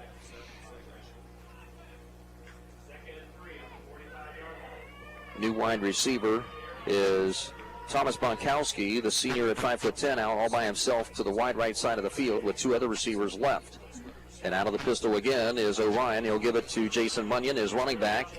Through the center and right guard, a John Glenn helmet pops off on the tackle as it's made near the 1st down marker at the 48-yard line of Sheridan. In there for John Glenn was linebacker Cody Art in there, a 6 foot, 160-pound junior linebacker. And Tough Zimba's going to lead the action here. His helmet came off. So, what was the pickup on that? That'll be 3 yards. Unbelievable. That's what I was thinking. But just good, hard, tough running. Did you see him? He explodes there at the end, to pick up the 1st down. And really, from what we've seen out of both Munyon for Sheridan and Wellmeyer for John Glenn, they're very similar style running backs. Munyon's got a little bit more girth to him, but both run in a very similar fashion. Here's a play-action fake throw in the middle and dropped by Logan Ramp. And he may have had 6 points scampering down the left sideline as he dropped it at the John Glenn 39. Yeah, nice pattern. They'll come back to that. All the defensive backs were working somebody. They drug him, a little dig pattern across the middle there, wide open. He catches that. He's got green real estate in front of him, and boy, he could just he could beat himself in the head over that. That was right in the old hands, too. Yeah, boy. 2nd down and 10. Generals at their own 49. Clock stop was 7:11 to play, third quarter. Sheridan still holding that 13-0 shutout. 2 wide receivers, wide side right. The tight end Tyler Talbot comes in motion. The H-back to the left side, providing a lead block for Munyon. Escapes a tackle at the line of scrimmage and can't get away from the ankle tackle. Guess who? Once again, Noah Wellmeyer, who's doing it on offense and defense, and holds Munyon to just a gain of 1. Well, that was a nice job by the interior of the line to force him to spin out, and then Wellmeyer came in and cleaned it up.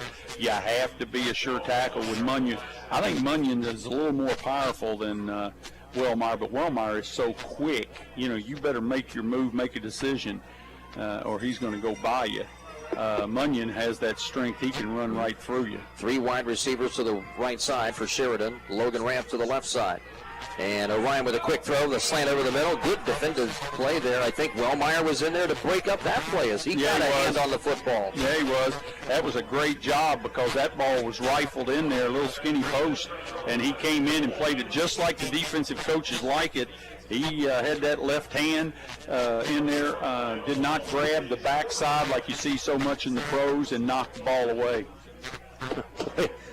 Defensive stand that really Wellmeyer single-handedly stopped the general offense big on this tackle drive. and a batted pass. So here's the punt. 6:25 remaining here in the third. Munyon will be back to punt it away as he runs several steps to his right, and Rugby styles this one high in the air to the right side of the field, bouncing at the John Glenn 26, and will roll backward inside the 20 to the 18. That's going to be the worst field position John Glenn's had in the night at the 18-yard line. First time they started inside their own 20.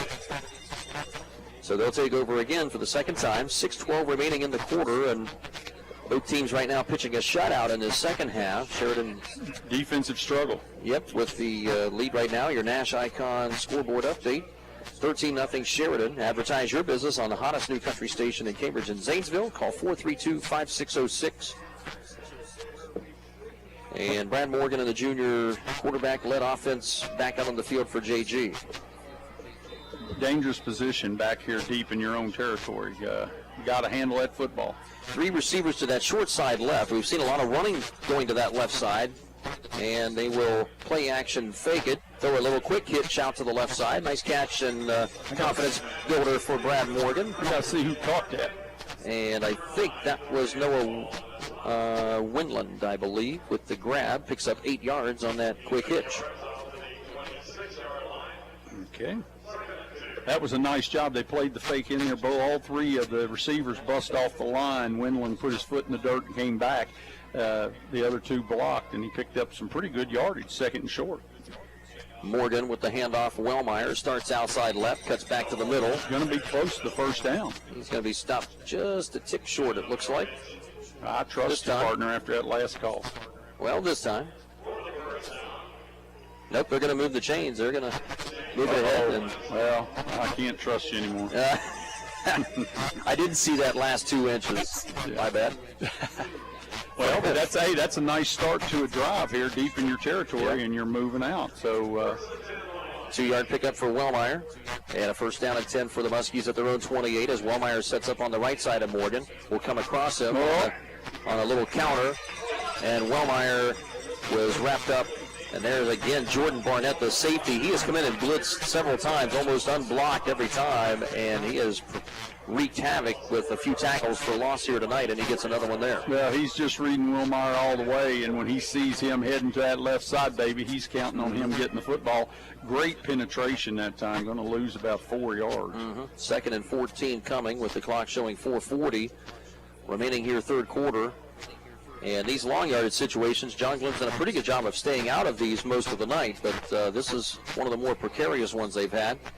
Got to be careful down here in your territory. Looking to pass, under some pressure, sets up the quick screen. That's Wellmeyer, and the Sheridan defense was ready for it. Defensive tackle Logan Morris at 245 pounds read that play and wraps him up for only a gain of 1 up to the 25-yard line. So third down and 13 now for JG as the screen was thwarted. Well, the lineman didn't stay with the block. They didn't give him a good enough read. That's a young lineman's problem there on the screen. They've got to read pass. They got to drop. You want them dropping like crazy and rushing the quarterback, and they didn't fake him out. Junior Ian Glob is in as an extra receiver. Third and 13 play. Morgan heaving it deep for the left side, and he overthrows everybody there as Blake Barkley was in the ballpark along with Noah Winland. Both were out there. And maybe a mix-up on the receiver route out there perhaps on that side. Wouldn't have mattered as Morgan was able to out-blast them all. And it'll be fourth down and 13 with the clock stopped at 3:44 here in the third quarter. Probably a good play, kind of a frustration. I mean, you throw it deep. If they intercept it, it's like a punt. And if that happens, then it's a dead ball. We're going to punt it away. You don't want to make a mistake and throw something short, get it picked off and run back or something. That ends up being the straw that broke the camel's back. Punt formation here for Brad Morgan. Back at his own 15, takes a few steps under some pressure there by Chance Board. And Morgan gets a pretty good punt away. A line driver that goes toward the far side of the field, bouncing inside the 40, and will roll the way down to the 29 of Sheridan. Pretty good coverage that time getting down the field, and they really haven't been able to return too many of the punts, and that's pretty good for the kicking game. Good game planning. So the Sheridan offense, leading at 13-0, will start once again inside their own 30-yard line with 3:33 to play, third quarter.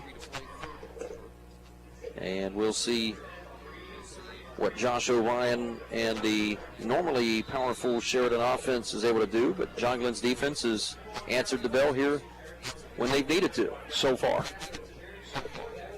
4 wide receivers for O'Ryan with Munyon on his right side. First and 10 play. Play action. Handoff, under some pressure, throwing, and caught by Landon Russell out in that right flat.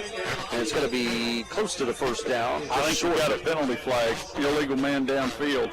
You got 2 linemen that were downfield on this side opposite the play.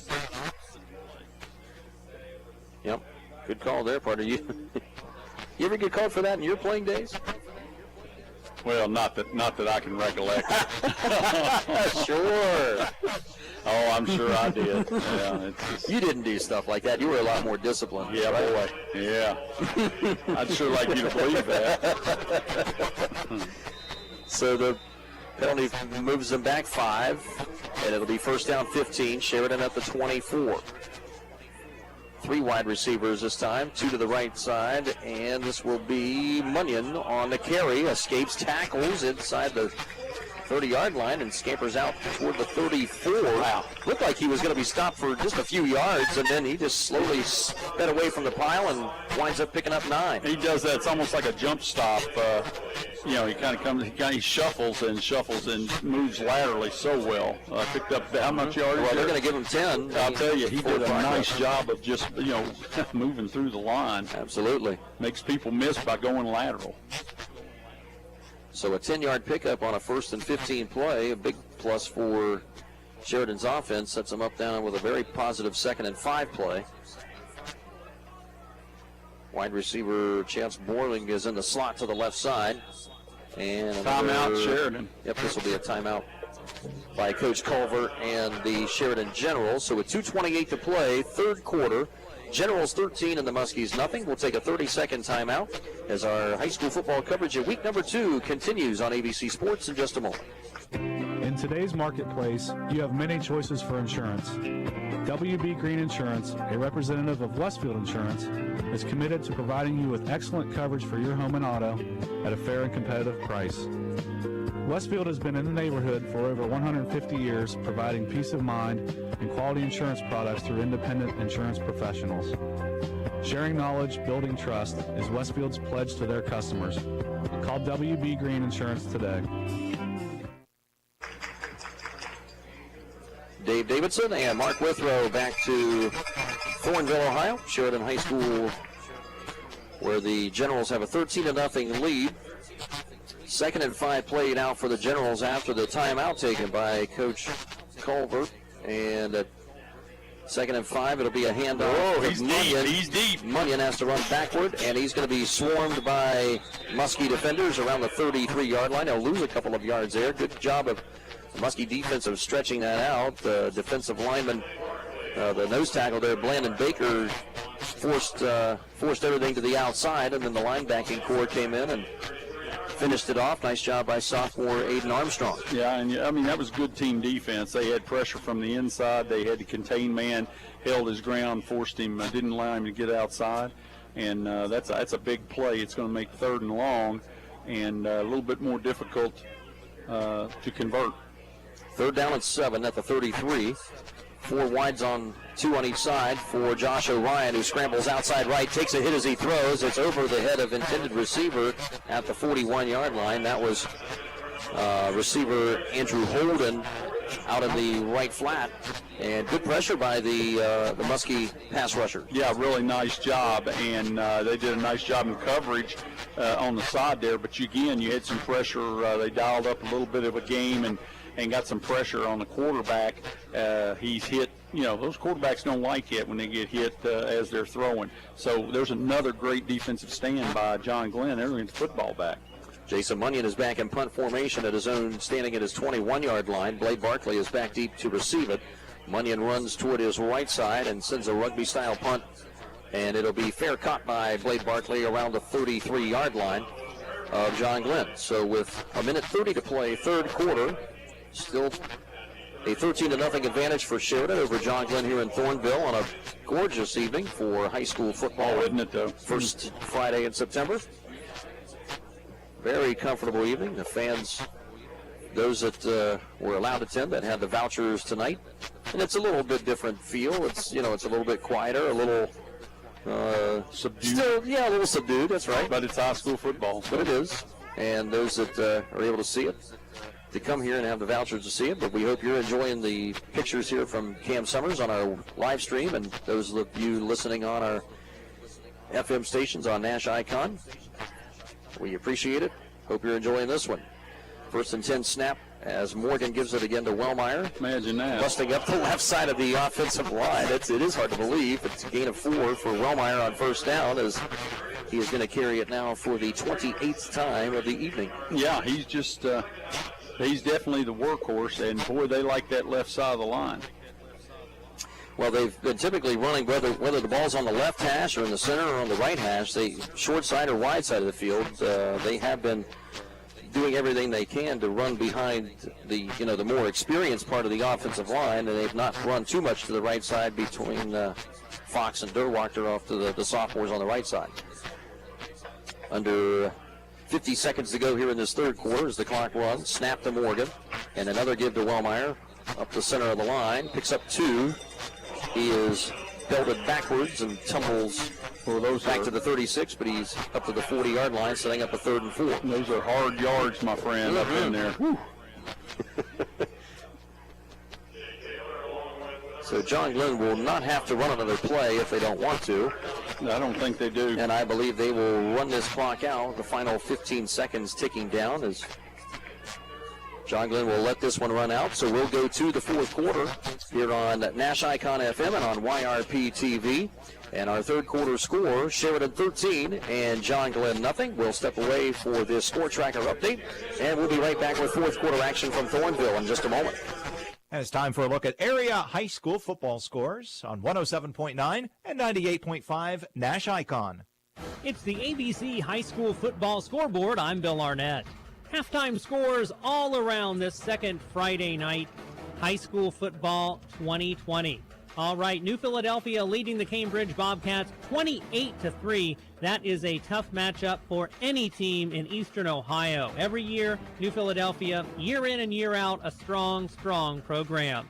Sheridan leading at home over John Glenn 13-0. It's Shenandoah 8, Caldwell 0. The Battle of Noble County, that game being played at Shenandoah. Zanesville hanging on to a 7-6 lead at halftime over Granville. Both teams looking for their first victory of the season. It's Meadowbrook 45, Crooksville 0 at the half in Byesville. Tri-Valley shutting out Maysville tonight 14-0. That is a home game for Maysville. Wheeling Park 14, St. Clairsville 7. St. C is on the road. Philo shutting out Riverview so far, 16-0. New Lexington at home, no problem so far with West Muskingum, 40-0 Panthers. Coshocton and Morgan. Morgan scored the first 7 points. Coshocton has now scored the next 28 points, 28-7 Coshocton at the half. We have a tie score in Barnesville, 15-15 between Barnesville and Beaver Local. Monroe Central pounding Bridgeport tonight, 34-0 Monroe Central. Union Local shutting out Buckeye Local 13-0. And Pickerington Central no problem with Newark, 42-0 Tigers. We'll have the next scoreboard update shortly. I'm Bill Arnett, ABC Sports. Floated out into the flats. So it's going to bring up fourth down and about 4. So I think you're going to see a punt. I don't think he's going to roll the dice here this deep in his territory. Line of scrimmage at the 40-yard line. Sheridan leading 13-0 as we start quarter number 4. Coming up here later on in our fourth quarter, we'll have our Muskie Power Lineman of the night from Guernsey Muskingum Electric. I think we got a timeout. Cooperative? Or do we have a delay? Yeah, we've got a delay. Yeah, so John Glenn took the penalty instead of using a timeout and going to punt it away.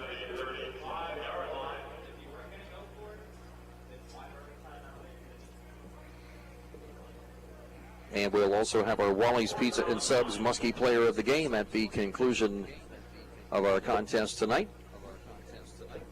So 5 yards back goes John Glenn after the delay of game penalty. It'll be 4th and 9 from their own 35. Morgan to punt it, standing inside his 25-yard line. And I believe that is, I'm trying to see who the deep man is for Sheridan. This is a line drive, tumbling end over end kick. Wow. It's Andrew Holden back there to receive it, but he's not going to be able to run back and get it. That one darts past him, and it's going to cost Sheridan about another 12 or 13 yards. That was an ugly-looking line drive, but it was very effective as it's going to roll into right at the 20-yard line, it looks like. But it seems like those punts and those rugby-style punts here now that we're seeing from college and high school teams now and stuff, it's very hard for the returners to get the confidence to get their mitts on. Well, I think they can aim better, too, so they aim away from the returner. The returner's on the move, and that ball's bouncing like crazy. Different. I've told you for a long time that's a funny bounce. That oblong ball bounces different than that basketball, right, Kim? 20-yard line. Sheridan with a first down and 10, leading 13-0. 16 seconds gone here in this fourth quarter. And Orion, the quarterback, will give it off to Munyon.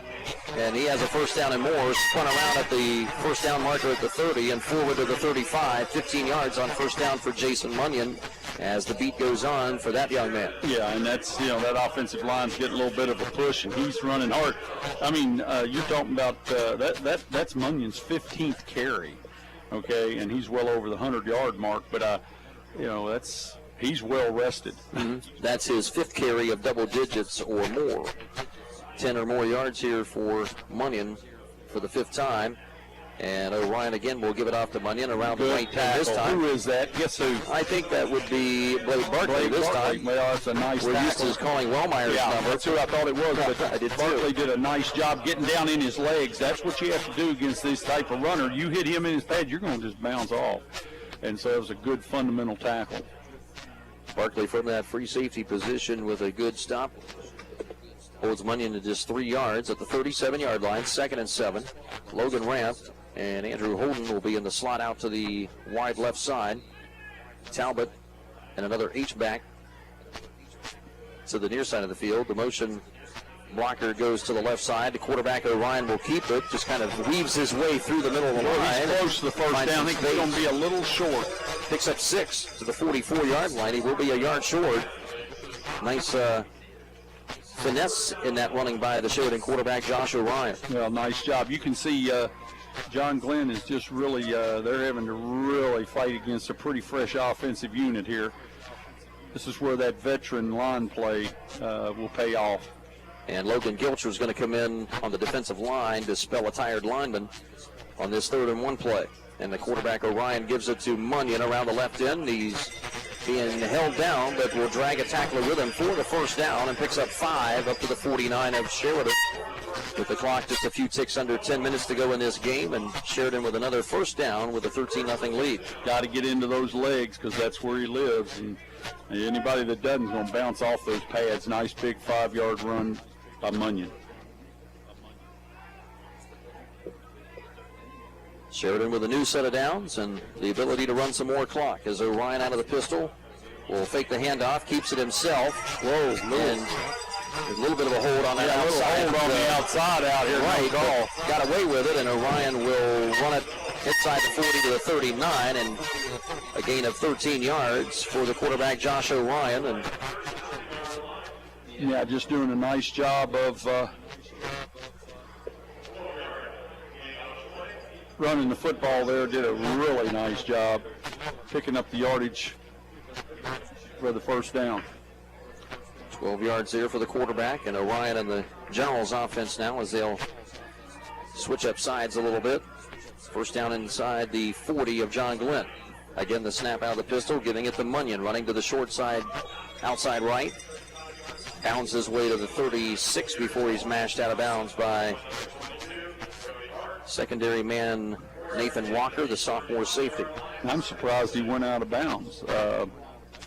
They're just kind of punishing John Glenn right now on the ground and letting that clock run. So right now the clock stopped at 8:55 to go after that 4-yard run by Munyon. Second down and 6 play from the Muskie 35. 2 receivers out wide to the left side. And again, Orion out of the pistol, fakes a handoff, keeps it himself, big hole up the middle, first down and more, inside the 30 to the 25 to the 24. Blake Barkley was in there on the stop for John Glenn, but another huge run for the Sheridan quarterback, a gain of another 11. Yeah, 11 yards, and just is it safe to say that Orion might be the starter? Yes. I mean, he is doing a heck of a job with this drive right here. There's a big difference. He adds a whole new element. Sheridan at the JG 24, a 13-0 lead here in this fourth quarter with under 8.5 to go.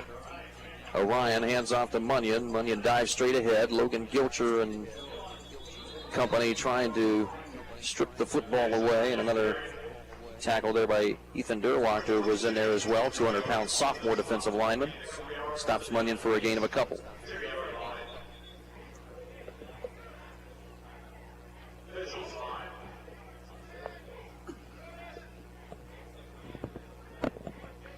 Are they going to give Munyon a little rest? Yeah, or did he have an equipment issue? Well, equipment issue, possibly maybe some blood or something on the arm. Oh, blood, it's blood. Maybe on the elbow right there. Somebody scratched him. So, that's maybe the best defense they can the play best against defense against him. Yep. New running back for Sheridan will be Jordan Barnett. Will be in there now to spell Munyon, and they'll fake the end around, and the quarterback Orion will keep it himself as he plunges up toward the 15-yard line through the left side of the line, and a gain of about 6 more yards for the Sheridan 6'3" quarterback. Well, 3rd and 2 coming up. Let's see. That's close to 50 yards rushing for Runyon here in the second half. Runyon. Well, you had a comment. That's Orion and Munyon. Yeah, that's what you get if you combine the two together. We're going to have a timeout, it looks like. John Glenn will burn a defensive timeout. Yeah, they needed that. They got to do something to stop the bleeding because Sheridan's just marching right down the field.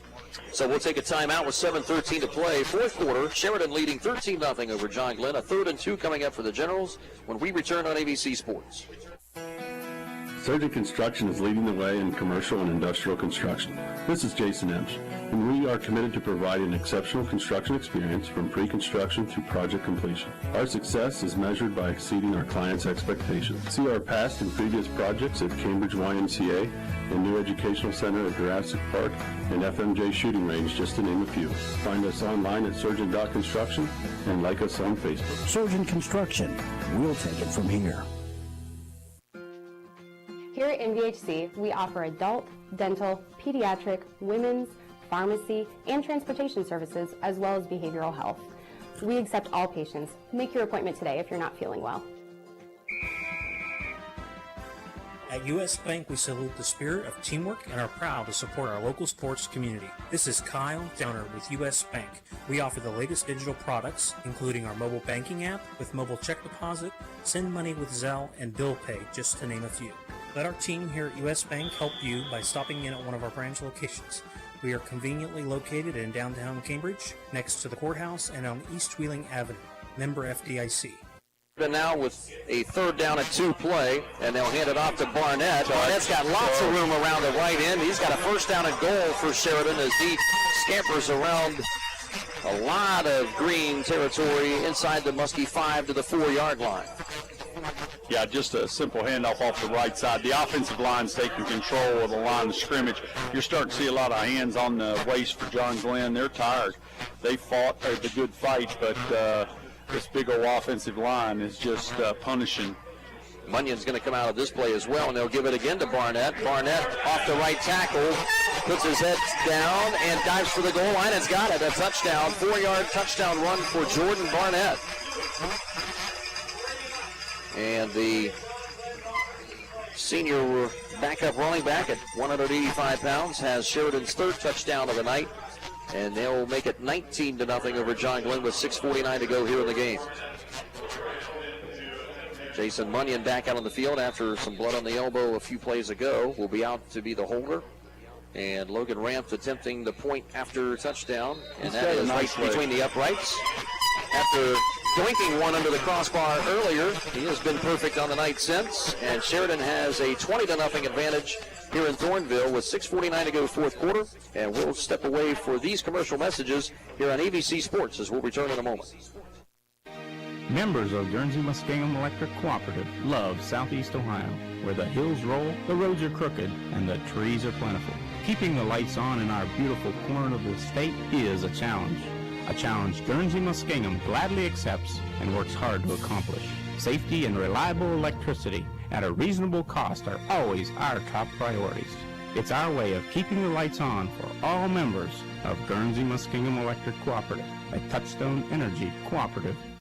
Hi, I'm Tony Davis with People's State Bank. At People's State Bank, we go beyond the transaction to develop a true customer relationship where you're not just a number, you're our friend. We're trusted advisors who understand the specific needs of our clients in order to custom fit solutions to your financial needs. We understand what makes each situation unique. Stop in to any branch and you'll see that you're not just a number at People's State Bank.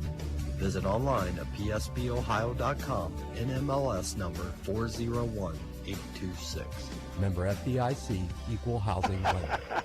Dave Davidson and Mark Withrow back to Thornville as this Logan Ramps kickoff by Sheridan, a squibber that's scooped up at the 16-yard line, and Blake Barkley is upended near the 30-yard line. That kickoff brought to you by John Valentine Insurance on Southgate Parkway in Cambridge. And with 6:44 left to go, John Glenn's going to have to kick it into high gear on the offensive side here to have a shot. Yeah, I think, I don't know, I just think that this big offensive line, whatever, is worn down John Glenn. They fought valiantly. I think it's time to kind of work on some things, try to move the sticks, get some first downs, and, keep after it that way. I'm not saying give up, but they got to, don't go for the bombs. You got to move the sticks. That's going to be the answer to their game the rest of the year. Three receivers for Brad Morgan as he will follow Wellmeyer around the right side and will carry it forward for a gain of a couple to the 32-yard line. Corey Amspaugh was in there on the stop for the Sheridan defense along with Nate Johnson. Quickly to the line of scrimmage. Ian Glob is the receiver to the far left side of the field. Barkley, Winland, and Nathan Walker are out to the right side for Brad Morgan. Barkley shifts in motion now toward the left side of the line, and they'll give it to Wellmeyer as he follows the block, but not much there as Logan Morris, a big 245-pound defensive tackle, closed that up quickly. Only a gain of one for Wellmeyer. Well, I'm gonna make a real bold statement here. Is I think Sheridan's figured out that we're running to the left side. I mean, I know you're absolutely right. They're running to the strength of the offensive line.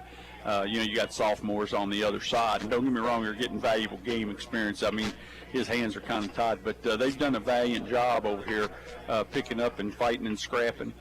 3rd and 7 play as Morgan claps twice out of the pistol, rolls to his right, throws on the run, and was hit just a little bit early. Yeah. And they got to Noah Winland. The freshman was open, would have had a first down, and Winland is hurt as he got drilled from behind at the 47-yard line, and that's going to be interference on the general defense.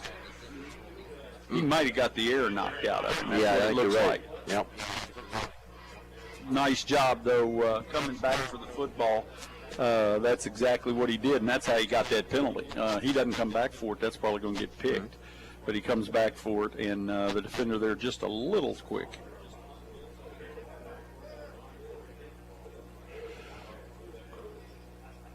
So Winland is down on the field. They tend to him. We'll take an injury timeout with 5:20 to play here in the fourth quarter. We'll step aside and return on ABC Sports in just a moment. Bethea Glass CPA is proud to be one of the leading firms in the area. Their dedication to high standards, the hiring of seasoned professionals, and exceptional work ethic mean that you can rely on them to ensure that every client receives the close analysis and attention they deserve. For all your financial needs, give Beth Glass or Trina King a call today at 740-826-7429, or you can visit bethglasscpa.com. And best of luck to our area teams this football season. Thanks again to Trace Lingenfelder and Cam Summers here on site with our YRP-TV web stream. I think all three of our ABC games being web streamed tonight. Is that right? Yeah. Cambridge and Barnesville, the other sites of our week number 2 games here on ABC Sports. First down and 10 after the pass interference penalty and the injury as John Glenn snaps it on 1st and 10 from their own 48. Wellmeyer again with the carry, but only is able to leap through a crack in the general defensive line for a gain of 1 up to the 49. Just not much room up there right now as Santino Dijon made the stop. Well, I think that, again, the size and strength of the defense, and, of course, they realize they're going to the left side, so they're overloading. Down the road, they'll be able to run some counters. Let those sophomores get some playing experience. Brad Morgan has 3 receivers out to his right side and throws on the run with a quick slant, and that's caught. Same play they tried a moment ago that they drew the pass interference penalty, and Morgan finds Ryan Russell up to the 40-yard line. Nice pass play, gain of 11. And is that Russell's second catch on the night? Is that his first catch? Yep. Gain of 11 yards. To the Sheridan 40-yard line. Clock running at 4:30 and counting to go fourth quarter. Sheridan leading 20-0 over this young John Glenn squad here in 2020. And Morgan with a fake handoff. Whoa. Fake. So I'll tell you what. That was a good decision. That was a good decision. Yeah, that's what I was going to say. Now, that's going to look ugly, and that's going to be a sack, and he's going to lose what it's going to be about 4 yards, 3 yards, something like that. But I got to tell you, that was a good decision because if he'd have thrown that, it'd either been a turnover or somebody had been murdered. Well, we'll describe it better for our radio listeners. He rolled out to the right. It looked like it was going to be like a little quick hitch out there to the right side. And there were 2 red jerseys that were directly in the path of the intended receiver. They were wide open. And Morgan was just about to release the ball. And he ate it. That was a good call. Hand off to Wellmeyer again on the right side, and he's going to lose another yard as Sheridan just coming in full bore with their ears pinned back to nail Wellmeyer for a loss of a yard back to the Sheridan 44-yard line as the clock runs at 3:25. Well, and he went to that right side. That's over there with those sophomores. They were taking a chance. Somebody'd be asleep, and nobody was asleep. So, you're looking at 3rd down and about 15. 4 receivers for junior quarterback Brad Morgan. Wellmeyer remains in there after carrying the ball 30-plus times here tonight. Blade Barkley in motion coming to the left side. Morgan throws, and a nice pattern run there by Noah Windland again. The freshman receivers had a nice night as he makes the catch and picks up some respectable yardage to the Sheridan 35 before he runs it out of bounds on the sideline, a gain of 9. Well, and that was a little comeback pattern, and he did a nice job getting the receiver or the defender backpedaling, and then he planted the foot and came back for the football. So it's 4th down and makeable, 5 yards. Here comes some substitutions. Big defensive tackle Logan Morris will lead the field for Sheridan now. 4th and 5 play. Muskies need to get to the Sheridan 30. 3 minutes and counting. 3 minutes to go here in this fourth quarter. Down 20-0 to the Generals. Heavy blitz. Morgan unloads it as he was drilled right there, and a good job by Morgan just to get rid of the football, and a near interception by Andrew Holden as that ball floated up high. The intended receiver, I believe, was Ian Glob down the center of the field. Yeah, and safety and the corner ran into each other and dropped the ball. Actually dropped it a couple, 3 times because it fell and then went down. So is that the penalty flag down in the Sheridan secondary? There is a penalty flag down there. At the 14-yard line, we're sorting out. Going to see what this will be an interesting call. call. Be. The intended receiver was Nathan Walker, the sophomore, not Ian Glob, but Walker. And the officials still sorting out what this penalty may or may not be on this 4th and 5. Personal foul. What? Wow. 15-yard penalty against Sheridan here. That'll put the football down to the 20-yard line. Oh, that's big. Not sure if it was something maybe that occurred after the play. Well, or, I mean, do they have the defenseless receiver? Well, actually, it couldn't have been after the play because it would have been Sheridan football if it was. Yeah, because it had to be hitting a defenseless receiver. Yep, something of that nature. So again, John Glenn, for the second time tonight, has really gotten a pretty big break on a couple of calls. Long third and a long fourth down. Morgan on first down with the snap, hands it off. Wellmeyer, big hole between center and left guard, picks up a good 7-8 yards to the 12-yard line of Sheridan. Some second-team defenders in there now for the Generals defense. That was your man, 33rd carry of the night. He is stout indeed. Yep, he'll be a big little man. He better get in that ice tub. Morgan looking for the play from head coach Matt Edwards with 2:20 to go here in this fourth quarter. 20-0 Sheridan on its way to its second victory of the season. Muskie's trying to get on the scoreboard for the first time. Morgan will keep it himself. Tucks it back inside, picks up a yard to the 11, and is going to be ran down to the turf by Alex Poirier, 6 foot 180-pounder. Under 2 minutes here to go now in this fourth quarter. In a minute here after this play, we'll take a look at our Guernsey Muskingum Electric Power Lineman of the night.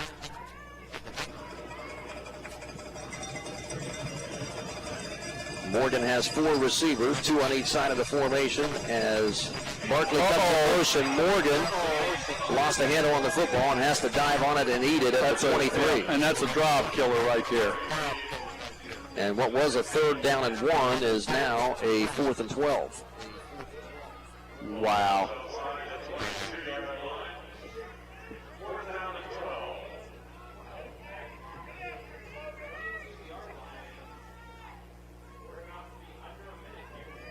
So a 4th and 12 play, down to a minute to go here in this ball game, as the Muskies now down to perhaps its final offensive play of the night. 3 wide receivers to the right side, and Ryan Russell to the left. Pump fake, Morgan scrambling for his life, and he's going to be sacked. Down at the 27-yard line, Sheridan's second sack of the night, and Muskies will lose 5 yards. Morgan unable to get rid of the football in time as he was scrambling away from 3 Sheridan defenders. And with 47.7 seconds left, the Generals will have to just take a knee or two. And well, a lot of red shirts came through. I think that is a fatigue John Glenn football team. They have fought and scrapped, but Sheridan just too much for them. And they just, that was a jailbreak. He had no chance. We'll take a look here now with you at our Guernsey Muskingum Electric Power Lineman of the Week. And who you like here? Who do we got? We going offense or defense here tonight? I think we always have to go defensively, huh? Yeah. What do you think? That sounds good to me. I mean, there's a lot of people that have played well. I like Logan Gilcher, Gunnar Falk. I'll tell you what, I'm talking about Ethan Smith. Those guys did a really nice job offensively. Yeah, Tuppy, Zimba. They did a really nice job offensively, and then defensively, I think probably Logan Gilcher gets my vote. Okay, we'll go with our Guernsey Muskingum Electric Power Lineman of the night, Logan Gilcher, the center for John Glenn, with a good effort tonight on offense and defense, and the teams saluting each other out on the field as time expires. Sheridan will come up with win number 2 here tonight with a 20-0 victory over John Glenn. Muskies fall to 0-2 after a tough loss 20-13 last week at Meadowbrook, and they go, even though the home team, they go on the road here tonight and a shutout defeat at the hands of a very strong and a powerful Sheridan General squad, but you certainly have to believe is going to make some noise in the postseason here this year. Oh, yeah, they got some things to clean up. The John Glenn showed some of their frailties. but they're still a very fine football team, and look for them to make a big splash. We've got lots to come on our post-game report. We'll take a few commercial messages here now on the radio side, and we'll come back on Nash Icon FM and on YRP TV on ABC Sports. We'll have a score tracker update again from Trace Lingenfelder in our studio, and then we will come back here with Mark Withrow's stats and our Wally's Pizza and Subs Muskie Player of the Game for week number 2. All that and more coming up as we return on ABC Sports in a moment. Your home and your car are likely your 2 biggest investments. Protecting them from unexpected damage is a prime concern to WB Green Insurance. They are proud to represent Westfield Insurance, a financial service organization that provides insurance products for your home, auto, and business. Sharing knowledge, building trust is Westfield Insurance's pledge to their customers, along with personalized claim service that's fast and friendly. To learn how Westfield can help with your insurance needs, talk to WB Green Insurance today. Hi, Todd Whiteman from Foxfire Schools, where we believe that every child deserves a champion. If your children or grandchildren are currently struggling to find success, give us a call. We offer a multitude of embedded wraparound services K-12 on-site. Our programs focus on developing the whole child through personalized college and career readiness programs. Let us be your child's champion today. Foxfire Schools, where we teach the unteachable and reach the unreachable. And it's time for a look at area high school football scores on 107.9 and 98.5 Nash Icon. It's the ABC High School Football Scoreboard. I'm Bill Arnett. Game starting to wind down now, the second Friday night of high school football 2020. We do have one final already. Meadowbrook at home shut out Crooksville 51-0. All right, other scores. New Philadelphia leading Cambridge 41-3. Sheridan and John Glenn in the fourth quarter. That is an awesome matchup. Sheridan still leading 13-0 in the fourth. Shenandoah and Caldwell in the third quarter. The Battle of Noble County. Shenandoah 8 and Caldwell 6. Granville leading Zanesville 12-7. Both teams looking for their first win of the season. That is a home opener for the Blue Devils. Tri-Valley leading Maysville 21-0. Wheeling Park and St. Clairsville. Wheeling Park was leading that game 14-0. St. Clairsville has scored 14 points, 14-14. St. Clairsville at Wheeling Park. Philo leading Riverview 23-0. It's New Lexington 40, West Muskingum 0. Coshocton and Morgan. Coshocton all over the Raiders now, 42-7. Beaver Local has taken the lead on Barnesville, 22-15. That's a home game for the Shamrocks. Monroe Central shutting out Bridgeport 41-0. Union Local shutting out Buckeye Local 19-0. And Pickerington Central so far no problem with Newark 49-0. Pickerington Tigers. We'll have the next scoreboard update shortly. I'm Bill Arnett, ABC Sports. In the peak of this summer heat, Abel's Heating, Cooling, Electrical, and Refrigeration continues to serve Southeast Ohio as they have for the past 53 years. Abel's wants to make certain your home is a relaxing place for you and your family. No matter what the style or size of your house, Abel's has a cooling option to satisfy your budget and your needs. Give Abel's a call and lower your utility bills with a new energy-efficient and ultra-quiet cooling system. Abel's Heating, Cooling, Electrical, Refrigeration. One company, one goal. Your comfort. Southeastern Med understands that you've been putting off a lot during the stay-at-home order, including wellness checkups with your doctor. Superior Med Family Practice Cambridge, Office of Doctors Now, Collingwood and Lilco, and Caldwell Office of Becky Hall NP are open and offering telehealth visits if you prefer. Southeastern Med is focused on your safety. We are your community hospital. Visit seormc.org to learn more. I was sitting in my car and it wouldn't start. I lifted the hood and the engine was falling apart. What would I do? My eyes filled with tears. Then on the radio I heard of West 40 by Pay here, where for a little money down and a little each week, I could have a car, nice, shiny, and sleek. So I walked in the door and I put the money down. Now I got a nice car that I can drive around. West 40 by Pay here will help rebuild your credit. The corner of Dewey and Route 40 in Cambridge, don't you forget it. West 40 Auto Sales, corner of Route 40 and Dewey Avenue in Cambridge, is home of the guaranteed credit approval, with most loans approved while you wait. Go to their website to fill out an online loan application, west40autosales.com. You'll also find their weekly special listed there. It's time to hit the easy button.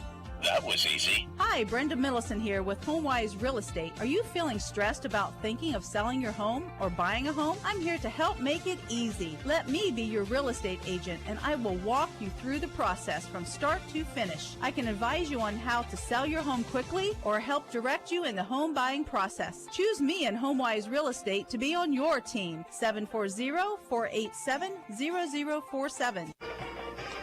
All right, thanks again to Trace Lingenfelder and our Nash Icon FM studio. Thanks for watching on YRP TV as well on our ABC Sports Live web stream. And thanks to Trace and to Cam Summers and Jeff Reed and all of the gang. Doing a great job giving us not only audio but video as well. For those of you on yourradioplace.com and YRP TV on YouTube that was able to watch, we appreciate that. We'll get to Mark Withrow's stats here in just a little bit. We're going to take a look, not much of a surprise tonight, for our Wally's Pizza and Subs player of the game. The recipient will get a 4-slice special with a choice of soda pop, and the Bell Cow, as my partner likes to call him, is the recipient of that award here tonight for John Glenn, and well earned. Yeah, no doubt about it. I'm getting ready to give you Sheridan's man, but Noah Wellmeyer just did a wonderful job offensively and defensively. I think you can say he had a very well-rounded game. What a workhorse, carried the football 33 times for 81 yards, and I didn't keep tackles, but my goodness, he was in on a lot of tackles. He deflected passes. He was all over the field. He'll need the ice bath, but he's well deserving of a great Wally's Pizza. And since we can't get to him and we got to keep social distance, I think I'm going to keep it. I don't think so, partner. That check's going to be in the mail to Noah Wellmeyer. So our congratulations to the junior running back, Noah Wellmeyer. 81 yards rushing tonight as our Wally's Pizza and Subs player of the game.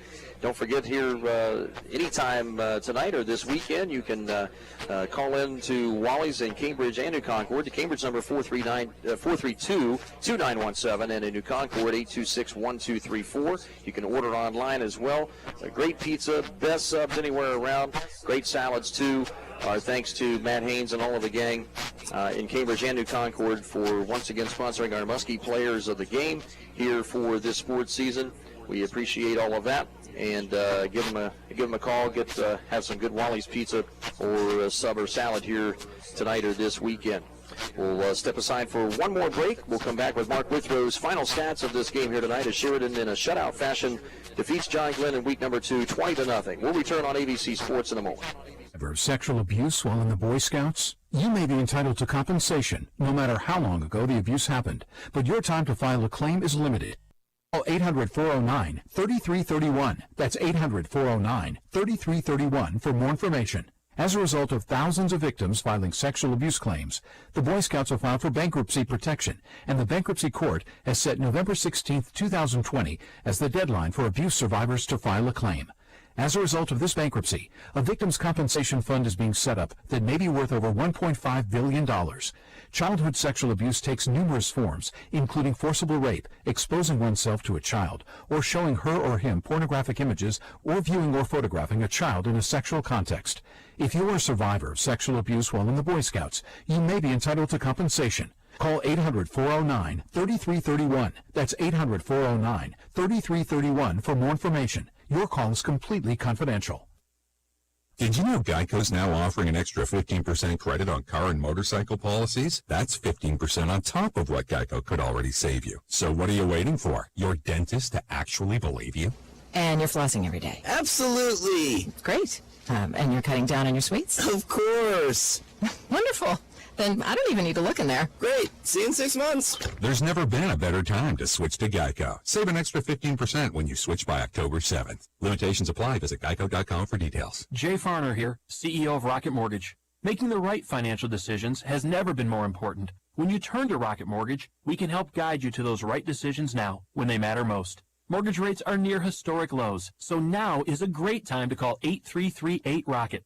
And if you need some extra money, A cash-out refinance could give you that financial boost you're looking for. Call today at 8338-ROCKET or go to rocketmortgage.com to learn more. Call for cost information and conditions. Equal housing lender. Licensed in all 50 states. NMLS number 3030. Jar Concepts. Attention. This is an important message for anyone that has been diagnosed with cancer after being exposed to Roundup or other weed killers. The Internal Agency for Research on Cancer warned that overexposure to Roundup and other weed killers may increase the risk of developing non-Hodgkin's lymphoma. Monsanto, the manufacturer of Roundup, may have known that Roundup and other weed killers were likely linked to organ damage and cancer. This information was hidden from the public as proprietary trade secret since 1981, and Monsanto may have failed to warn of the potential risk of cancer. If you or a loved one has been diagnosed with cancer after being exposed to Roundup or other weed killers, you may be entitled to significant compensation. Call us now at 800-510-8976. Our network of attorneys are ready to fight for you. You'll pay nothing unless there's a recovery in your favor. Call now for a free consultation at 800-510-8976. You must protect your legal rights. Call 800-510-8976. Again, 800-510-8976. Doan Ford is celebrating 57 years of service to the Ohio Valley. This means a friendly, low-pressure sales experience and a wide selection of new and pre-owned vehicles, featuring the all-new F-150, Edge, and Fusion, all reliable vehicles at low prices. And remember, for fast and easy financing, check Doan Ford.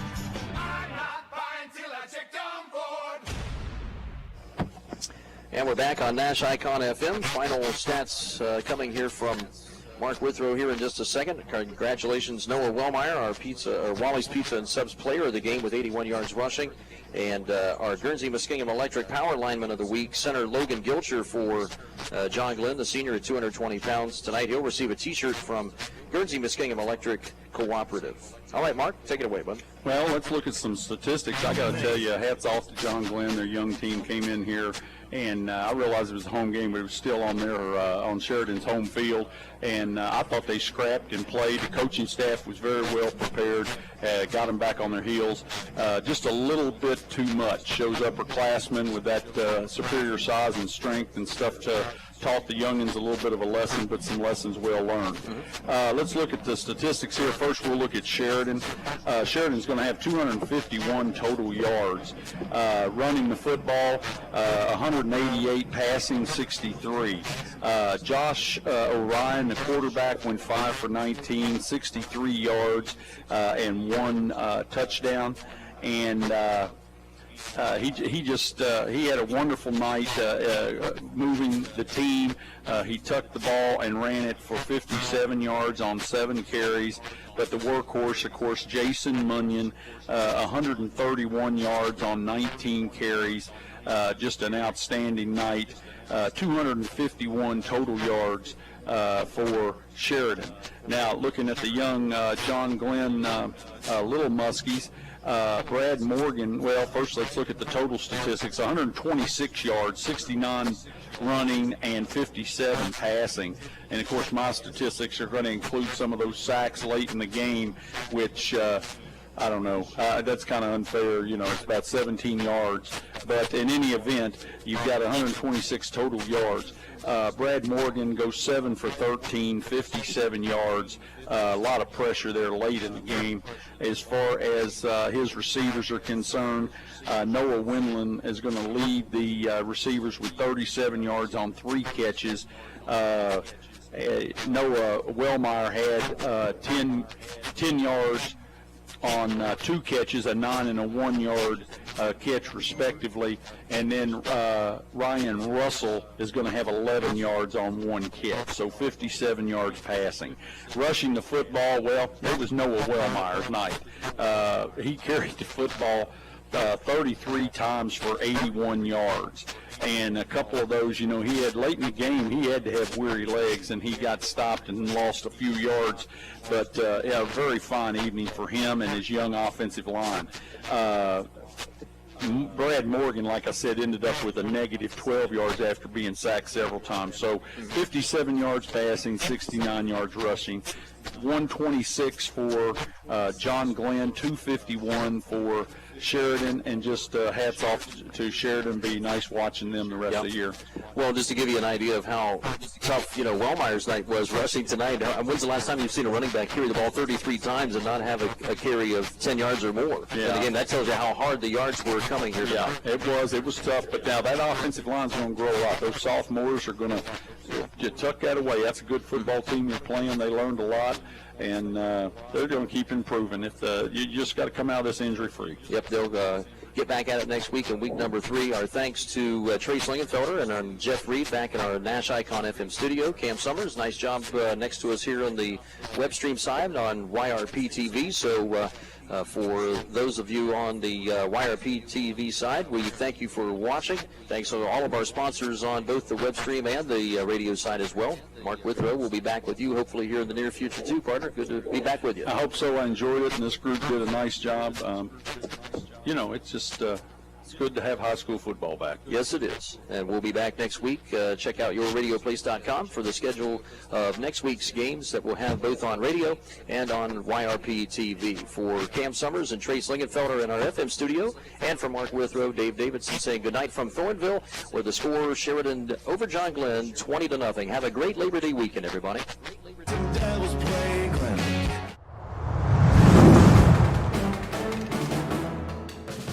John Glenn High School Football.